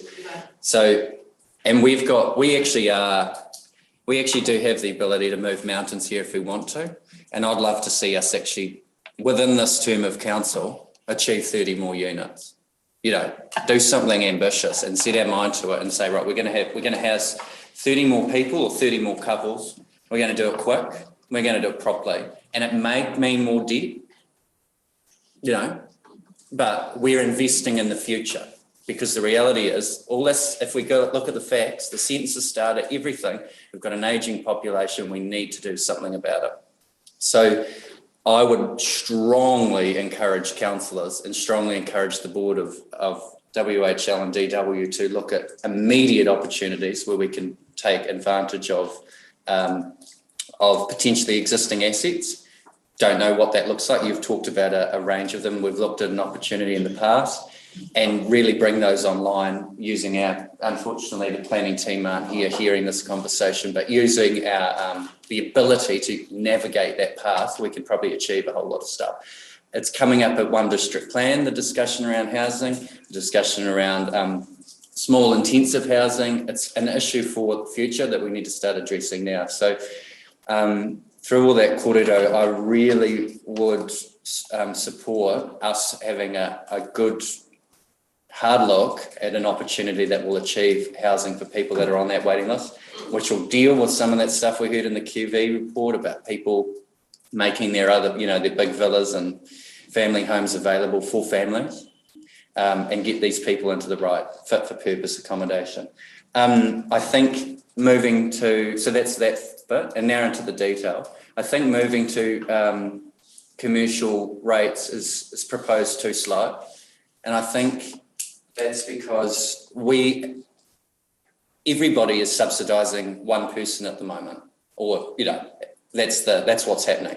My rates, our rates, everyone's rates, it's effectively subsidising someone to live in a home. And I'm okay with that personally, but I think we need to work out where the balance is. And I think 80%, why would we choose 80%? Why would we not say we're going to look at market rates, but we cap what they will actually be?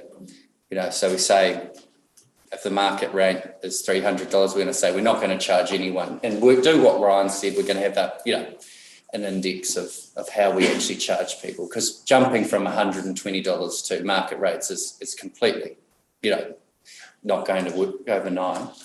But we need to have system step changes in there in place. So all of this is becoming a bigger discussion as I'm thinking it through and as I'm hearing other views on it. So getting around the table with some urgency, adopting this strategy, if that's what council decides to do, and then going, right, now that this is in place, these recommendations, how are we going to actually see them bear some fruit and make some real change for what's happening for our retirees and our pensioners, which I think it comes through as the feeling that we're all working towards the same thing.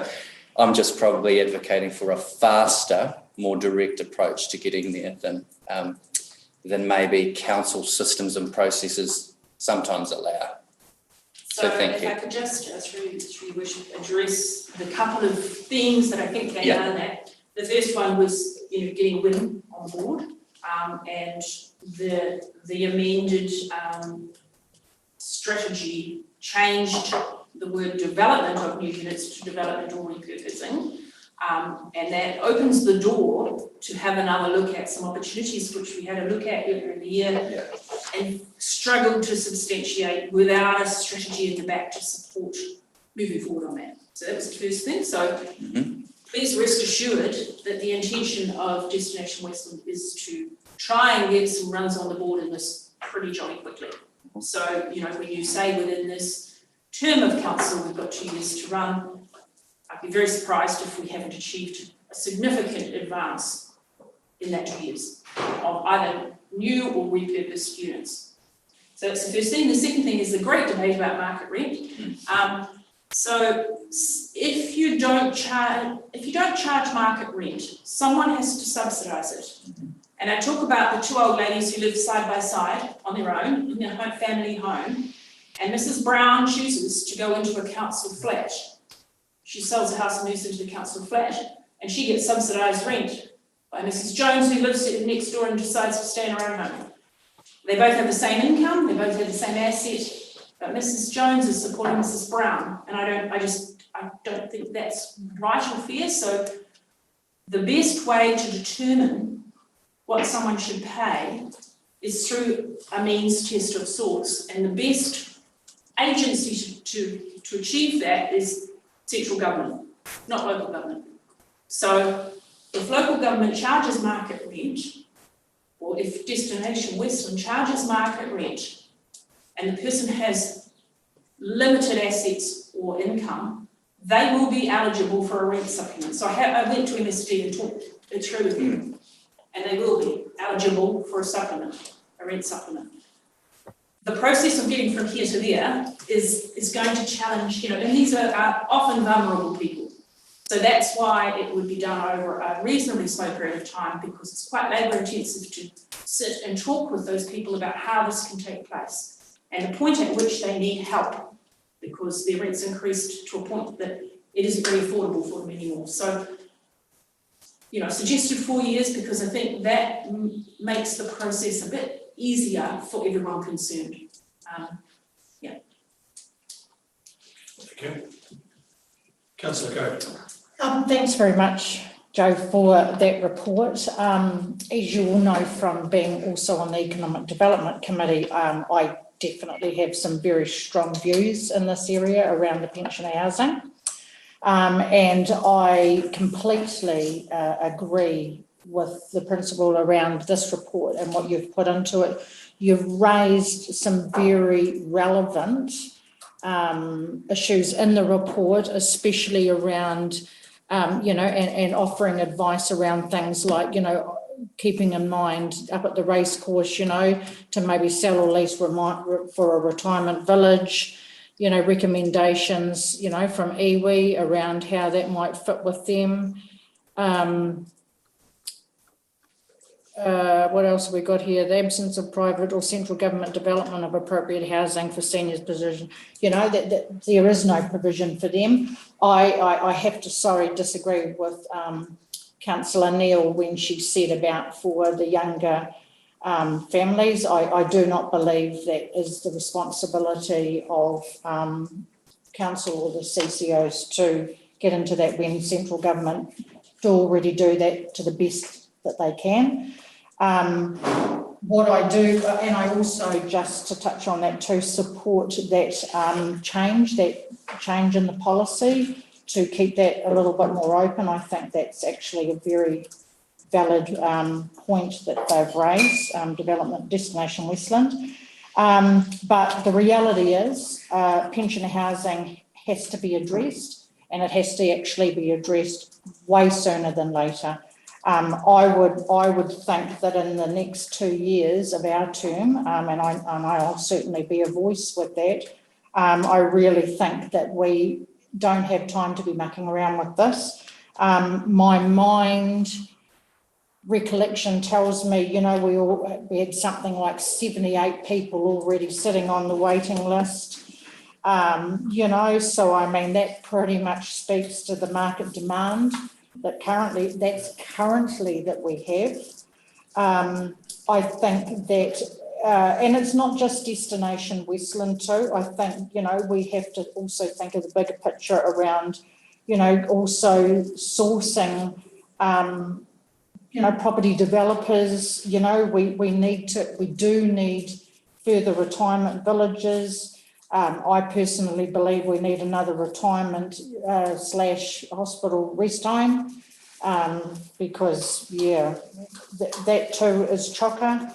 And the reality is, if we don't get on and start purchasing other housing but also having the ability to maintain what we've already got, we're going to end up in strife. And my fear will be long term, more and more people that start reaching, and I'd probably say these sort of, when you're talking around the age of 50 plus, are going to start thinking very seriously about the reality of, can they continue to stay in a community like this when you go to, even as, 3 hours away in Christchurch, where the choice of retirement homes and rest homes is just, there's so much more available for people.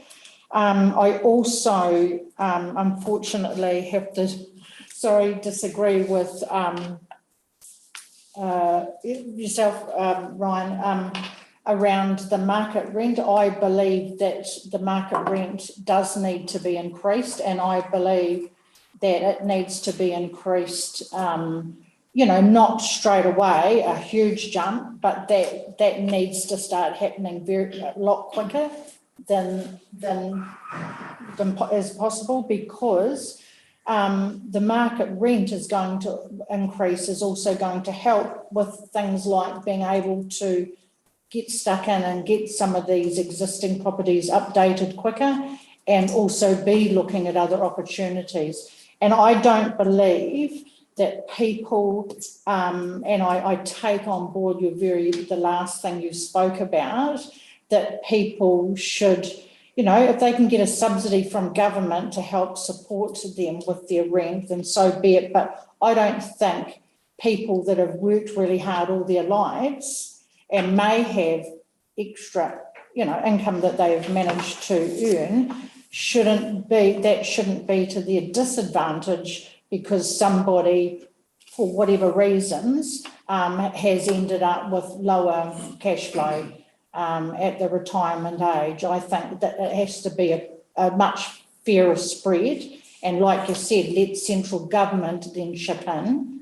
But we have to look at the wider picture, not just the low-income people, but our people out here in the community in general. So, yeah, that's my feelings on it. Thanks, Jenny. Paul. Thank you, Worship. Firstly, I think it's good that we've got a strategy. There are some things in there that I certainly agree with strongly, but I have to say there are also some things in there that I disagree with strongly as well. And to be the odd one out again, I have to say that this is basically, we've heard a lot of about free market, and I think that's a matter of political ideology, and it brings out the socialist in me, because I believe that the council has a social responsibility, and always has, to provide housing for the elderly and the vulnerable in our community. And I'd like to think that when I get older and more decrepit, that the option would be there for me if I chose. But I don't believe a council ought to be, or a council entity ought to be ratcheting up to market rentals. Otherwise, why relegate? Why not leave it to the free market? The point is, of course, that the council has a social responsibility, and I point out again, always has. So that's my fundamental point about the pension housing. The pension housing is about as fundamental to a council as providing a program. And I don't believe that it has a commercial element to it. I don't believe in market rentals for it. I think it would be, I do understand what you're trying to do, Joanne, with staggering to ease the pain, but the stress on these people would be enormous. Yes, I think that needs some careful thought. Another thing that I don't agree with was the change in the eligibility, where it's been watered down from having what we had originally as having been established in Westland, watered down now to have an association with Westland.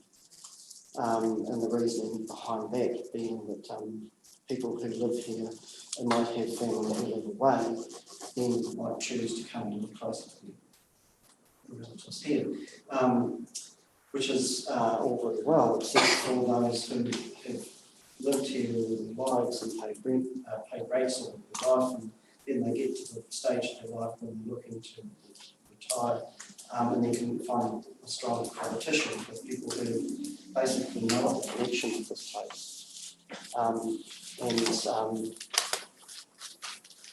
So I disagree personally with that one. Yeah, that's and the recommendation regarding the transfer of the assets to development to Destination Westland.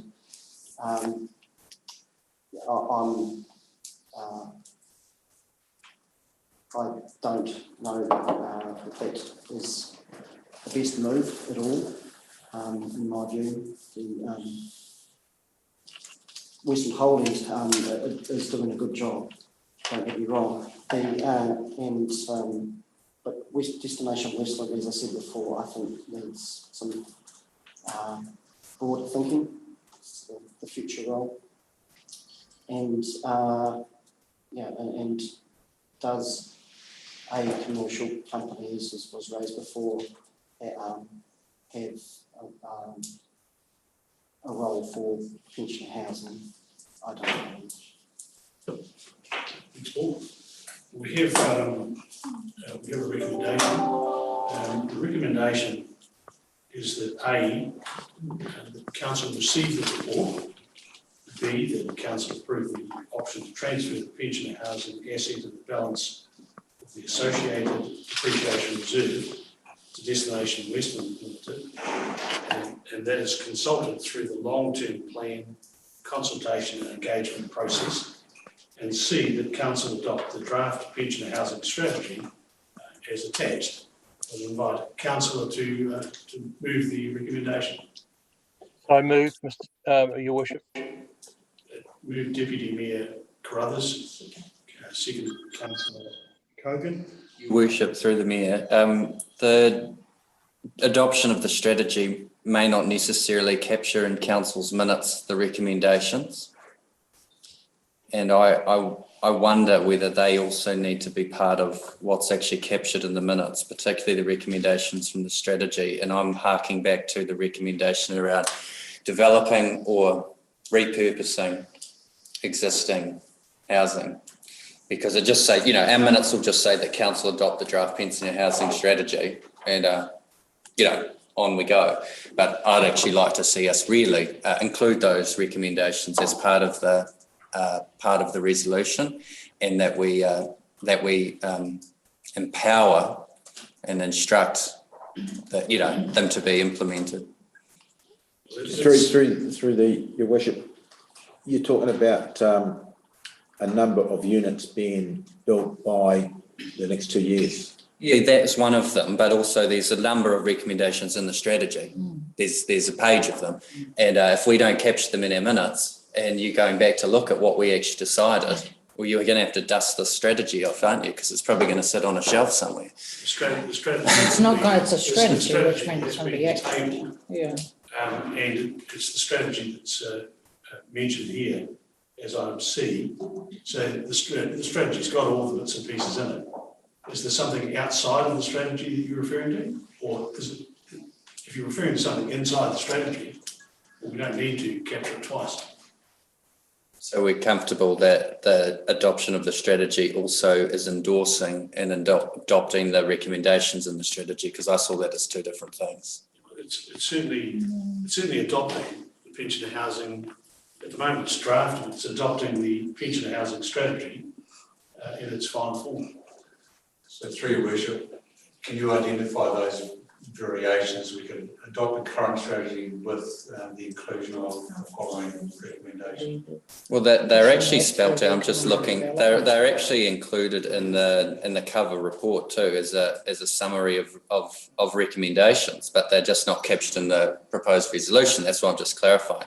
And from 3 point, it's basically the current situation part's got all increased maintenance on existing units, develop new units, upgrade heating and ventilation. There's actually things in there that probably need council's endorsement, and is adopting the strategy itself giving that endorsement to proceed. I don't know. The intent's the same. I think we all understand we want to do it. I'm just saying, have we actually said very clearly we want to do this? Deputy Mayor Carruthers, can you give me a bit of guidance on that, please? Well, my assumption, Your Worship, is that because those recommendations are part of the report, by adopting the report, we adopt those recommendations. Thank you. Cool. That's great. We have a mover, we have a seconder. All those in favour, please raise your hand. Sorry, can we just clarify? So we're adopting the strategy, but the actual, where was it? Part of it is just going through to the LTP. The transfer is going to the LTP. Goes through a consultation process. Yes. But the strategy doesn't. They're separate. So those in favour, please raise your hands. Those against, please raise your hands.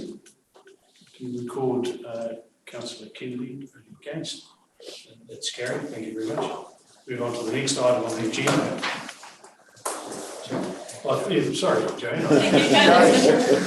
Yeah, standing behind me. Yeah, didn't realise.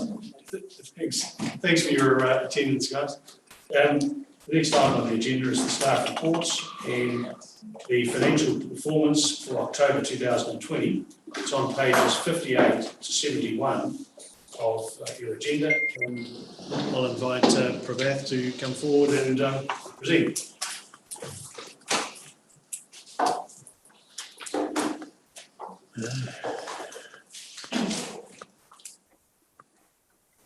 Good afternoon, Your Worship, councillors and staff. I would like to take the report as read. And if you have any questions, I will try to answer. You can take the report as read, and we'll go around the table. Perhaps Paul, go the other way. No issues, thank you, Your Worship. Councillor Martin. Thanks for the report. Appreciate it. Deputy Mayor Carruthers. Nothing from me, thank you, Your Worship. Councillor Kennedy. Councillor Hartsham. Councillor Hart. Yeah, thanks for the report. I just have one question, just on the debtors, just the debtors that are over 90 days. What makes up the 40k of sundry debtors in 90 days? Sorry, the page number is 68. That includes large number of small debtors, and the biggest one being the rates rebates. Okay. Is that, and that's normally how we, because it seems odd for it to be sitting at a debtor, I would have thought. It is odd the way it sits in the debtors, and I think previously in previous years, we've removed the rebates from there because it's not a true debtor. So I think maybe we should look to remove that from this going forward. Because it's quite a substantial, like 60, 90, 30, 60 is fine. And then of course it's quite substantial in 90. Yeah. Cool. Thanks, Councillor. Councillor Davidson. No, nothing for me. Councillor. Thank you. Just through your worship, just to make one point, that I'd like to thank Gareth Cook for her diligence in trying to recover costs from the March and December flood events. So we managed to get through civil defence refund of $267,000 from last year. So it's a lot of back and forth between trying to validate, particularly the earthquakes in Fox Glacier, around the landfall. So that has come through.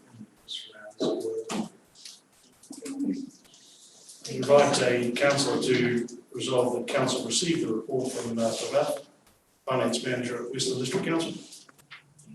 Councillor Neal, thank you, and Councillor Hart. All those in favour? Aye. Yes, thank you. Thank you, Councillor Hart. Move on to the next item on the agenda, which is approval of the Marks Road Local Purpose Reserve Fund, the community portion. It's on pages 72 to 74 of your agenda. Welcome Sarah Brown, Community Development Advisor, to present. Good afternoon, Mayor, councillors. I take this report as a read for the approval of the Marks Road Local Purpose Reserve Fund, the community portion. Do you have any questions? Thank you. The report's taken as read. Do any councillors have a query on it? Because there are two parts to this. One's the civil defence portion and one's the community portion. So if there are any councillors that have a question, could they please raise it? Councillor Kennedy. It's not specifically regarding the Marks Road Reserve Fund, but I just want to be sure that the Reserves Development Fund that's kind of owing to the Haas community is made aware to them so they can perhaps plan a project sometime in the future. Leslie, would that be All good? They well and truly do know. We are waiting for them to come back to us with a plan on it. We were there. Yeah, thank you. Any other questions, councillors, on that first part? Sorry. Yeah. I've just got a couple of questions around this, and I guess it could be probably generalised for most community groups. Is and I accept that this obviously is their money, to do what they wish with, but I'd like to see there being more of a strategic plan with these communities around, because I know, when we were also down at the House meeting, it was all, it seemed all at times a little bit displaced, like about what they wanted to spend the funding on, and then there was quite a bit of uncertainty around, like there seemed to be a lot of guesswork around, we think roundabout that'll cost that or that'll cost that, and I just think if the community groups had more of a strategic plan, short and long term, then they could focus on the bigger picture, look at some of that funding, because there are also things that they did bring up in that funding that, even though they want to tap in and get it out of the Marks Road money, like there would have been opportunities for them to apply for external funding for some of that stuff as well. So then why use up all of the Marks Road funding if they could also get external funding for some of the specific stuff? I'm just not convinced that there was a lot of thought or preparation into how the money would be spent. Okay, thank you, councillor. In reply to that, the Marks Road has been an issue of how they're going to spend these funds for over 2 years, and I think in point of fact they've had the same items on their agenda for over 2 years. They have applied to DIA for lotteries funding. They have done quite a lot of applications for funding. Some has been successful, some has not. Just through your worship as well, most of the discussion at the community session at House was to do with the Township Development Fund, which is a different funding source for this as well. So there was 2 years of funding which they hadn't either used. That's how it was actually divvied up through the community. I just think a strategic plan would be beneficial for them when Ideally, it comes to making. Correct. Ideally, all communities have a strategic plan. The challenge with that is having consistency of who's chairing and who's leading the community groups, because we can see that it changes very, very often. So then the strategy changes very, very often as well. But if you have someone like Sarah and her role that's down there, and part of her role is supporting those community organisations, wouldn't that be part of the role to work with them to ensure that continues to happen? We can't dictate to the communities how they spend their money. If they want to develop them, we can definitely support them. We can't do it for them either in terms of developing a strategic plan. Through the mayor, this community have had the same items, so they may not call it a strategic plan, but it has definitely been their plan for over 3 years that I've been associated with them. So these items are quite big items that they've got in here have been on that plan for some time. So I'd say in effect it has been the community's strategic plan. But some of them weren't. There was some getting thrown in on the night as well. There was actually, they were coming up with other ones that were quite random. Through the mayor, you attended the House community meeting, and I think if you attend some more of those community meetings, you'll find that in each community there is healthy discussion. There's some shining lights. Yeah, there's some ones that. Well, I'd just like to push for a strategic plan to be, put in place, and for us to maybe assist and take more ownership of assisting that it gets followed as best it can. Paul, your territory. Thank you, Wish. I was just going to speak in support of the Dennis Road track. I mean, I know that's been on the go for quite a few years now. Ian Rasmussen was the instigator of this, and I know there's been they've given it a real push lately, it's a great project. So I fully support the direction.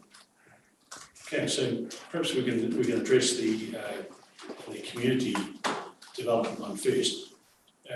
Would someone like to resolve that A, the report be received, and B, that council approve the release of funds from the Marks Road Local Purpose Reserve Fund for the Haast community projects as they arise for payment as set out in Appendix 1, and perhaps the southern councillors may wish to. Thank you, Councillor Kennedy and Councillor Hartwell. Thank you. Those in favour? Aye. Thank you. The second part is the civil defence portion. Does anyone have anything to raise in relation to that? Very similar. Just through your worship, just to highlight also with regards to the civil defence portion, we have a halls, community halls project that's underway as well, and Haast will be benefiting from a significant upgrade for their community hall, which involves obviously second purposes welfare as well during the crisis. So it's sort of getting a fully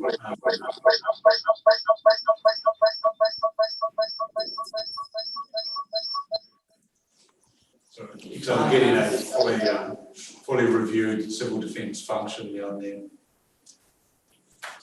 I'd invite perhaps the Southern councillors again to consider resolving that A, the report be received, this is in relation to the civil defence, and B, that council approve the release of funds from the Marks Road Local Reserve Fund for the Haast Civil Defence Projects Appendix 1 as they arrive for payment. So moved, Your Worship. Councillor Kennedy and Councillor Hartwell, thank you. All those in favour? Aye. We go on to the next item on the agenda, which is the detailed seismic assessment of the West. Thanks, Sarah. Thanks, Sarah. Detailed seismic assessment, Westland District Council offices, 36 Weld Street. They're on pages 78 to 260, and I'd invite Louis, the Group Manager of District Assets, to tell us about it.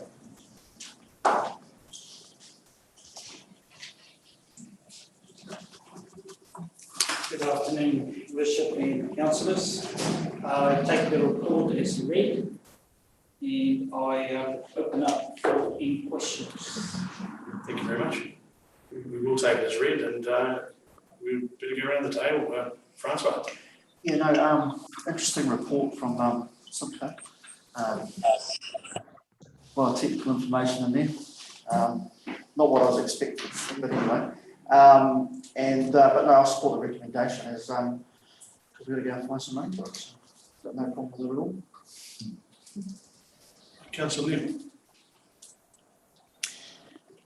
So I've really mucked up this time around. I haven't read this report either. I'm usually good at reading reports, so apologies for that. I'm just interested to listen to what everyone's comments are. I don't quite know how I've missed it. Okay. Councillor Davidson. Yes, fairly detailed report on there. My biggest question is any huge risk here currently? The perception of risk is a decision for council in the sense that there is guidelines to what the percentage MBS rating refers to risk of loss of life due to a seismic event. It's not about the risk of the structural quality. So at 34%, the risk is rated as moderate, as I put in the report. And in that, if we take it up to 67%, which is the recommendation that we seek funding for that, then that risk becomes a lower risk. So It's a subjective subject, I guess, seismic reports. It's difficult to predict anyway, but government has put this specific method in place, so there's a clear defined standard how to look at buildings, obviously in relation to new buildings, which is 100%, how old buildings will perform during a seismic event, but you can't predict exactly how that building will perform during a seismic event, and this gives an indication. And another question is if funding was approved, how long would it take to fix it? The time frame for the work will pivot around how we could relocate and move staff in the office and what other accommodation would be available for us. If we would be able to vacate the building, that would be the quickest way of doing the work, which is, I don't believe it's practical. So a lot of the work, as pointed out in the report, will have to be done after hours and probably on weekends, where there's a level of noise involved. So because of that, the actual work would probably take double the time than if you had a clean slate to work on and no one being inconvenienced by the work. So the answer to that is the work would probably be about 18 months. So could move partly over to Wells Street and then. Just through your worship, we don't have a work plan in terms of how we would attack this year. There's definitely quite a period of time before we have to address it. There are some areas we would do under priority. We can look at other options of work, i.e. similar to what we did in COVID, where a lot of staff work from home and still work at a very high level. So there are a number of options, but also there is other office space that could be utilised if required. Or we could just do sections of the building at a time. So the whole detail of how it would be tackled would have to be discussed with any contractor. So obviously, if we're doing weekends and after work hours, the cost goes up considerably. That's right. So we would try to avoid that as worst case scenario. Oh, that's good. Oh, it's good that we've got another building there for that sort of thing. Thank you. Very fortunate. Councillor Hart. No comments, just a very substantial report. Yeah, no comments from me. Deputy Mayor Carruthers. Thanks, Your Worship. You'll see I've moved to another device, so I look a bit different, a bit better, hopefully. Thanks for that report. It was inevitable that we're going to be in this situation. Some of us earlier talked about or expressed the aspiration of a new building as an alternative to doing up this one. But on reflection, that's probably just unrealistic. That's going to cost, $5 to $10 million, I guess. And it's hard to believe that appetite exists in our district to pay that amount of money for a building. So it's inevitable that we're going to have to repair this. My concern is that it's in its current state, it's hazardous and dangerous, and therefore we need to be doing this sooner rather than later. So I support the principle that we repair the building and that we get onto it as soon as we realistically can. Thanks, Deputy Mayor Carruthers. Councillor Hartshall. Yes, thanks for the report. It's very comprehensive, and you can imagine the time that's gone into it. Along with Councillor Carruthers or Deputy Mayor Carruthers, we need to move on this pretty quickly, as soon as we can. And I support the report. Councillor Kennedy. Yeah, look, I suppose like everyone don't like spending too much money.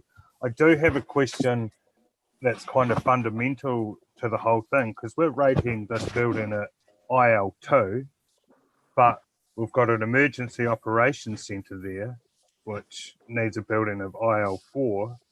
And if that's the case, we're going to have to move. We're going to have to build a new building. Through the worship, a new EOC has always been recommended anyway. We have it in the current LTP to be built at the airport. We have an independent review done for the whole of the West Coast, and the airport is the most preferred logical place for an EOC anyway. So that's a separate project to this one. We are recommending that new EOC at the airport as part of the LTP anyway.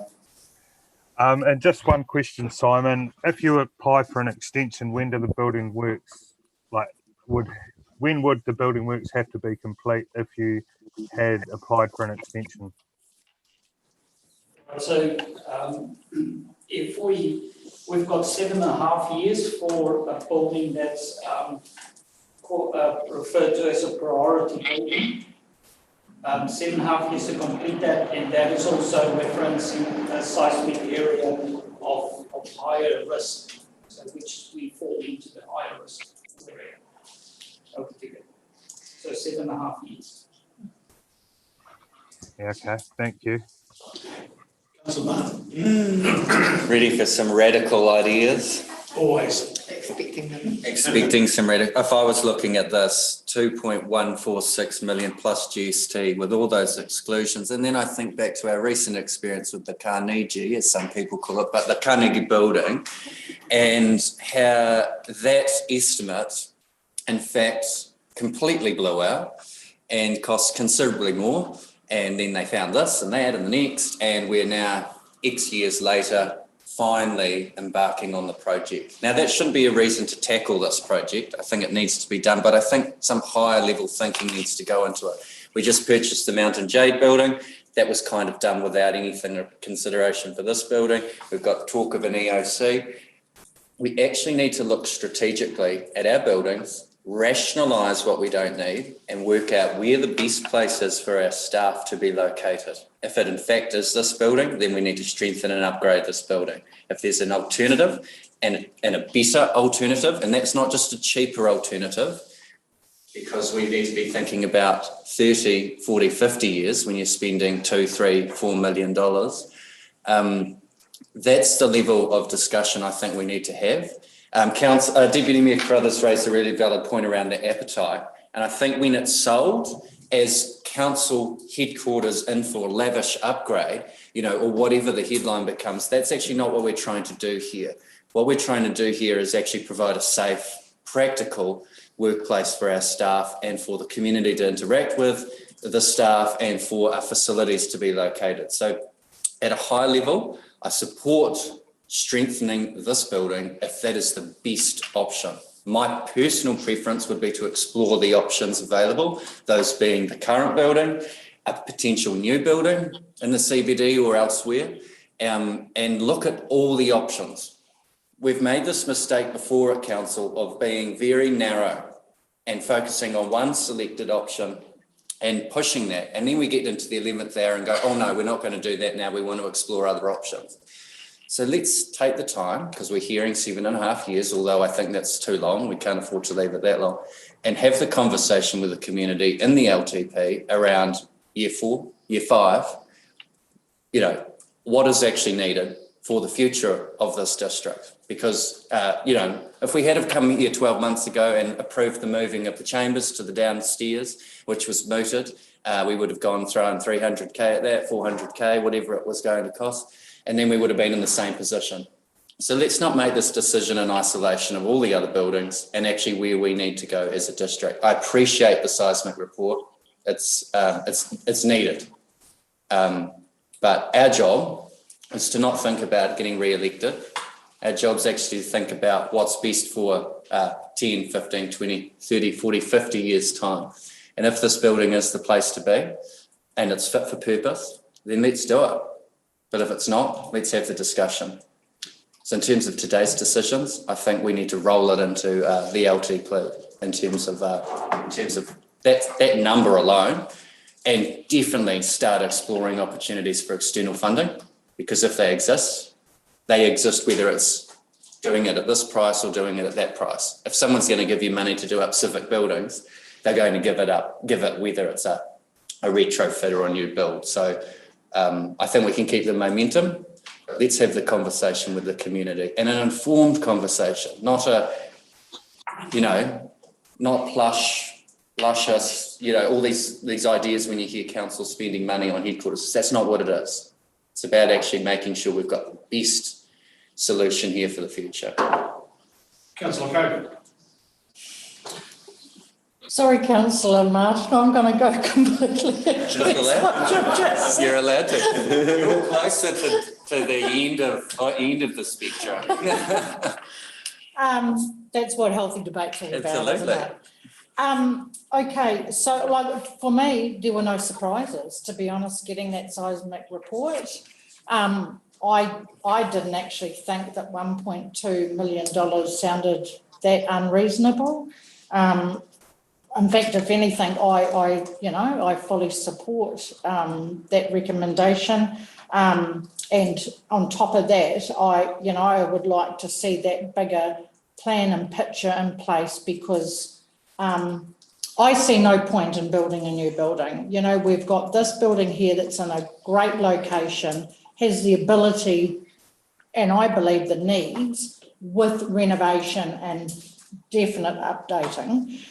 And having the Mountain Jade building across the road, I think that they'll complement each other. I think that we have an opportunity now through some of that strengthening work and internal renovations and updating, because you have a building over the road that at the moment is still, people could be working out of there now if necessary. It's that building over there is not a building that needs to sit for the next 18 months waiting for extra work to be done on it. Had COVID not happened, I would have still been over there now. So, and I think that in that, I know that we have looked at funding through the long-term plan and stuff for that, but I also, I think, are there opportunities, with applying for further lotteries funding and stuff to help with some of this bigger picture? Through the chair, there's definitely a community facilities lotteries fund available in January next year. Yep. That's the target, first point of attack for that. I would not like to see it take 7.5 years. I think that, we need to get on, it needs to be strengthened. It is about, risk as well. I mean, the big earthquake could come tomorrow, it could come in 10 years' time, who knows? But I would certainly, knowing this building as well, like to see that as part of this, that it's also pushed for the renovation and getting to see like a plan around how that fit out would look by holding on to the existing building and working that in with the building across the road. So that's my thoughts. Thank you, Worship. So 34%, I mean, it's only a squeak over the figure that would have deemed it unsafe. How have staff reacted to this report? So there's a staff meeting tomorrow. We will inform staff of the report. Right. So that hasn't occurred. Just to be, this building is still safe in the current environment. If we tried to get Kevin Simcoe to join, to obviously be part of this discussion, but he's unavailable today. It's not going to fall down right now, right? So there are some areas that need to be prioritised, but at the moment, this building is still a safe environment to work with. We had the same situation with the Carnegie building a few years ago. I would say this is in a better situation than that one was quite a long way. Yes, I can add to that, there's been several meetings and conversations with Kevin Simcoe. It's one thing he assured us is that this building won't fall down. It's not going to come down. Even if the buildings potentially around, say, a 28% rating, so it's still not considered to be unsafe. It is higher risk. But because of the low occurrence of earthquakes in terms of they happen potentially in regions or significant earthquakes happen, it's hard to predict when that will happen, but they don't happen annually. They happen like a 10 years period, or you might have one maybe. So yes, I think that's only up to God. But yeah. When it comes to earthquake risk, of course, I think there's a greater risk in Wellington, to be honest. Yes. Where they're making all the laws for the rest of the country. I accept what the chief executive is saying. It's not a matter of this building being unsafe, but it's just a matter of as long as the staff are assured that I'm very comfortable because I'm aware of what happened with the museum staff when they got a report on the Carnegie building within the fall zone, so they wanted to do that. So just to assure you, councillors, we are having an all staff meeting tomorrow, and this is on as one of the subject matters to discuss. Sorry, Your Worship. So a couple of other things on the. I disagree with any need to rebuild. I think this is a fine building. I think it's functional. Has its issues from the staff apparently, but as far as I can see, it's very functional. It fits the council well. This building has history as well, just as much, every bit as much as the Carnegie building. It's not as old, but it's part of the landscape, part of the history of this town as well. And as the post office I'm talking about. However, I do wonder about the how much faith we put in an application to lotteries. I didn't know that lotteries were that philanthropic, really, but to local government. Good luck. Yeah, so all we do is put it out there and endeavour to see what we can source in terms of funding. Sure. Yes, Yeah, I'm not a building person. I'm a big fan of knocking them over and building new things, but I support what Paul said in that case about this building. But regardless of that, I mean, whether we build one or not, we'd still have to look at or have some type of obligation to strengthen this building. Because what's going to happen? They're going to walk away from it. No one's going to want it. It's going to be a rebuild. Absolutely. Something has to happen with it, whether it's us or not. Just through the chair, just on that point, which is a very valid one, if we don't strengthen the building, we have to remove it. And I understand that the Revington's building, which has just been removed in Greymouth, Revington's and the McDonald building beside it, just cost $600,000 to be removed. And our council building is a great deal bigger than that, I think.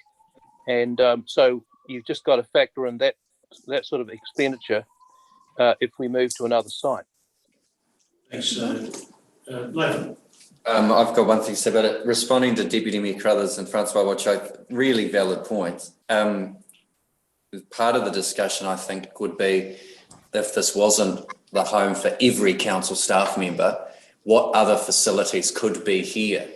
Bearing in mind we have such a great cross-pollinisation of that building, it needs that level of thinking. Is that the council headquarters? And is this something else? We haven't delved to that depth. But the other thing is around the IL4. And what IL4 buildings do we actually have? So if there's a significant building, a significant earthquake, and the building might be contortioned and broken, but hopefully there's no loss of life, the building at IL2 would still be deemed not able to be used for a council civic building. So therefore, the issue still exists. The building may still be standing, but we wouldn't be able to have staff in here. So where could they go other than working from home? What IL4 buildings do we actually have in Hokitika? There are none in Westland.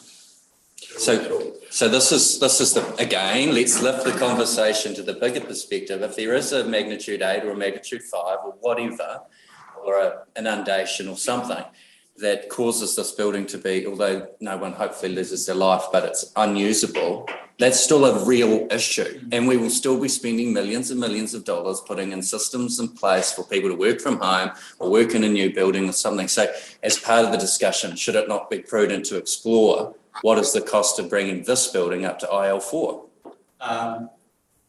The cost of bringing this building requires basically new foundations. So you. This is what I mean. We're looking at it. It's not practical to bring it up to 100%. But it's not practical to, Christchurch City continued to operate because that council building, the new build was there and it was happening and staff were still there. It wasn't, everything fell to the ground and everyone was displaced. There were still things that existed and continued to operate. Hence our discussion regarding the EOC at the airport as the primary new build for emergency, and potentially we already have servers based at the airport as our recovery. So that would be the most likely scenario at this stage. And that's like people think, we've strengthened the building, it's safe from an earthquake. Well, then the earthquake comes along and the foundations are all kaput, so the building's not usable. It has to be demolished. It costs $600,000 to demolish, and we're still back at building a new building. I'm not necessarily just pushing a new build. The discussion is what I'm pushing. The time to have the informed discussion that will actually mean the community understand what we're doing and why we're doing it. I have now read all hundreds of pages. and noticed that most of that is totally, doesn't make a lot of sense to a layperson anyway. Just a couple of comments, Latham, I totally agree with you, not pushing for a new build or to move there or whatever, but let's have more discussion around it before we decide on anything. For start, like looking at the price estimate of $1.25 million, site works is excluded. What does that mean? So just to point out, there are a number of exclusions. That quote is just for the works itself. So there's a whole lot of actually operational aspects that need to be considered as well. Yeah, and some of them aren't specific. So that's what I mean. Site works, that could be quite a lot. And making good and also repainting, all those sort of things have to be included on top of this. So that work hasn't been done yet to get evaluated. So I think that needs to be part of the bigger discussion, but I totally agree, let's have a bigger discussion around the whole thing and include what's happening or potentially happening at the airport, what's happening over the road, what's happening here. So councillors, that discussion has to be done prior to the consultation document for the LTP, because we have to have it in the LTP for discussion. Councillors, also just one other point to make, which is not included. So we currently have a tenant in this building, which is obviously Chorus. We have the phone exchange within this building. We have advised them of this earthquake report. To date, we haven't had a response. They may have in their own requirements a specific level of enforcement, in terms of protection. So we're waiting to hear back from that. So, councillors, in listening to the discussion, it's been a good discussion, it's quite clear that there are some parts of that report that need to be done quicker rather than slower. The types of discussions that we talked about, looking at plans and what have you, are great and they need to take place. Remember that the implementation of anything that comes out of that will be several years away. We've got 55 staff in the building. We've got some areas of the building need to be sorted out. And there seems to me to be little point in doing anything other than accepting the recommendation so that we can get on with addressing those very critical issues, the more urgent issues. And I hear exactly what you're all saying in relation to the let's look at all the buildings. I agree completely. When's that? Next year? And then when we look at it, what do? Produce a report, and then what do? We'll all be 10 you and I will be so old by the time we go. Pensioners flats. Pensioners flats. So what I'd like to do is I need to test the table because and I'm going to move that the report be received, the council commits to make structural improvements to council offices to increase the building from 34% NBS to meet at least the 67% NBS. C, that we instruct the Chief Executive to seek external funding opportunities towards the project. And D, that we instruct staff to look at an overall assessment of our future in relation to our buildings. Sorry, I've just got a question here. If this motion passes, can you spend, Simon, $1.2 million straight away, or what's going on there? Oh, it wouldn't happen straight away. So first point of call, we have to obviously get the assessment work done for the rest of the costs. But we have to go out to tender, so it'll come back to council for a tender review process anyway. And funding as well, and also applying for funding. So we wouldn't start until we at least made an attempt for funding. But we will be putting into the capital plan for councils to consider as part of the LTP process anyway. Thank you. So if we pass that now, we could potentially be passing to spend $2.5 million, or we don't really know how much we're approving? Well, we're approving the commitment of council to make the structural improvements to bring them from 34% to 67%. And that's 1.246 million or whatever. So it's through the chair. So through your worship, will we bring back to council the expected overall costs as part of the LTP, and council then will approve that through that process. And there's been some very good discussion, especially in relation to where the various buildings fit, including the EOC. But we have an issue that we need to address, and there are just a couple of small parts of this building that need to be done, according to the report, and sooner rather than later. So resolutions there. Do I have a seconder? I'll second that. Councillor Kogan. We'll test the floor. All those in favour? I'm sorry, I'm still not quite clear. Yep. We are moving and that we're going to put this into the LTP, or we're moving that we're going to start progress on the actual work? So council's committing to make structural improvements. So your committee will go down the path. So bringing back a budget for council to approve what that costs is another stage in this process. And where the money's coming from. But at a minimum, we're talking about 1.2. So it's also going into the LTP? Or not? Can I just say, sorry, this is a strategic asset in our significance and engagement policy.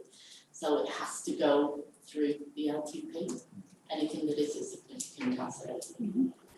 So nothing is going to be done until it's gone through the LTP and agreed to by the community and by us?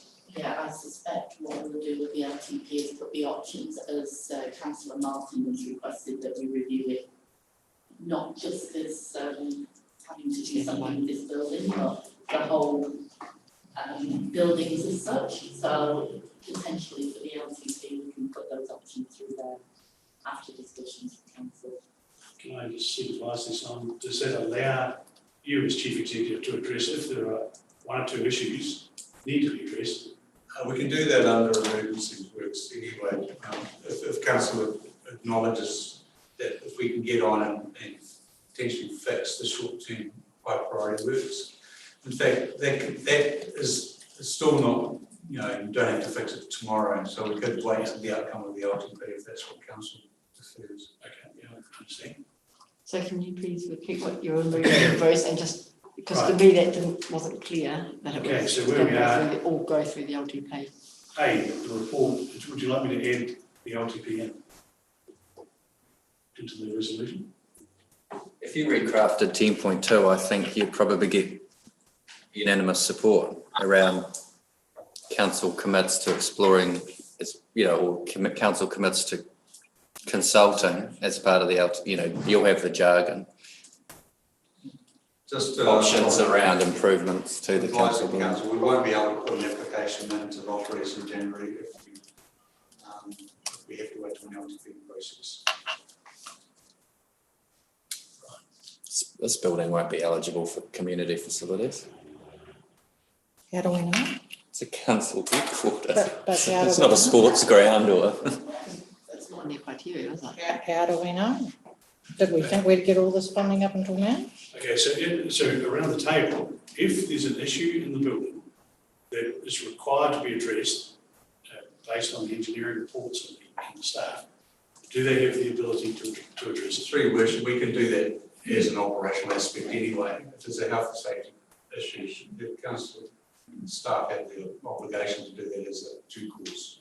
So, okay, so then we go back to Jane's point and Latham's point. A, that the report be received. B, council commits to placing the proposal for structural improvements to council's offices to increase the building from 34% NBS to meet at least 67 NBS through the LTP. And C, that we instruct the chief executive to seek external funding opportunities towards the report. And D, that we instruct the chief executive to consider the longer term future of our buildings in relation to staff requirements. Is that gain support around the table? Yep. Sounds good. Okay, so we have a mover and Jenny, you have to move those few bits and pieces. Do I have a second? Yeah, I'll second it. Councillor Deputy Mayor Carruthers, thank you. All those in favour? Aye. Thank you. Those against? Thank you. I now propose that we will be going into public excluded. We'll adjourn the meeting and we'll invite Vicky and Charlie to join us for a cup of tea and a bit of a break. So I'd like to move that council moves into the public excluded section. First and second. Yep. Thank you. Those in favour? Aye. I'll now. Through your worship, is that not for discussion? Sorry? About going to the motion movement to committee, is that not for discussion? Yes, of course. If there's someone who's a point to be made, please do. Well, my point is something that I believe that ought to be discussed in open session. I realise that there's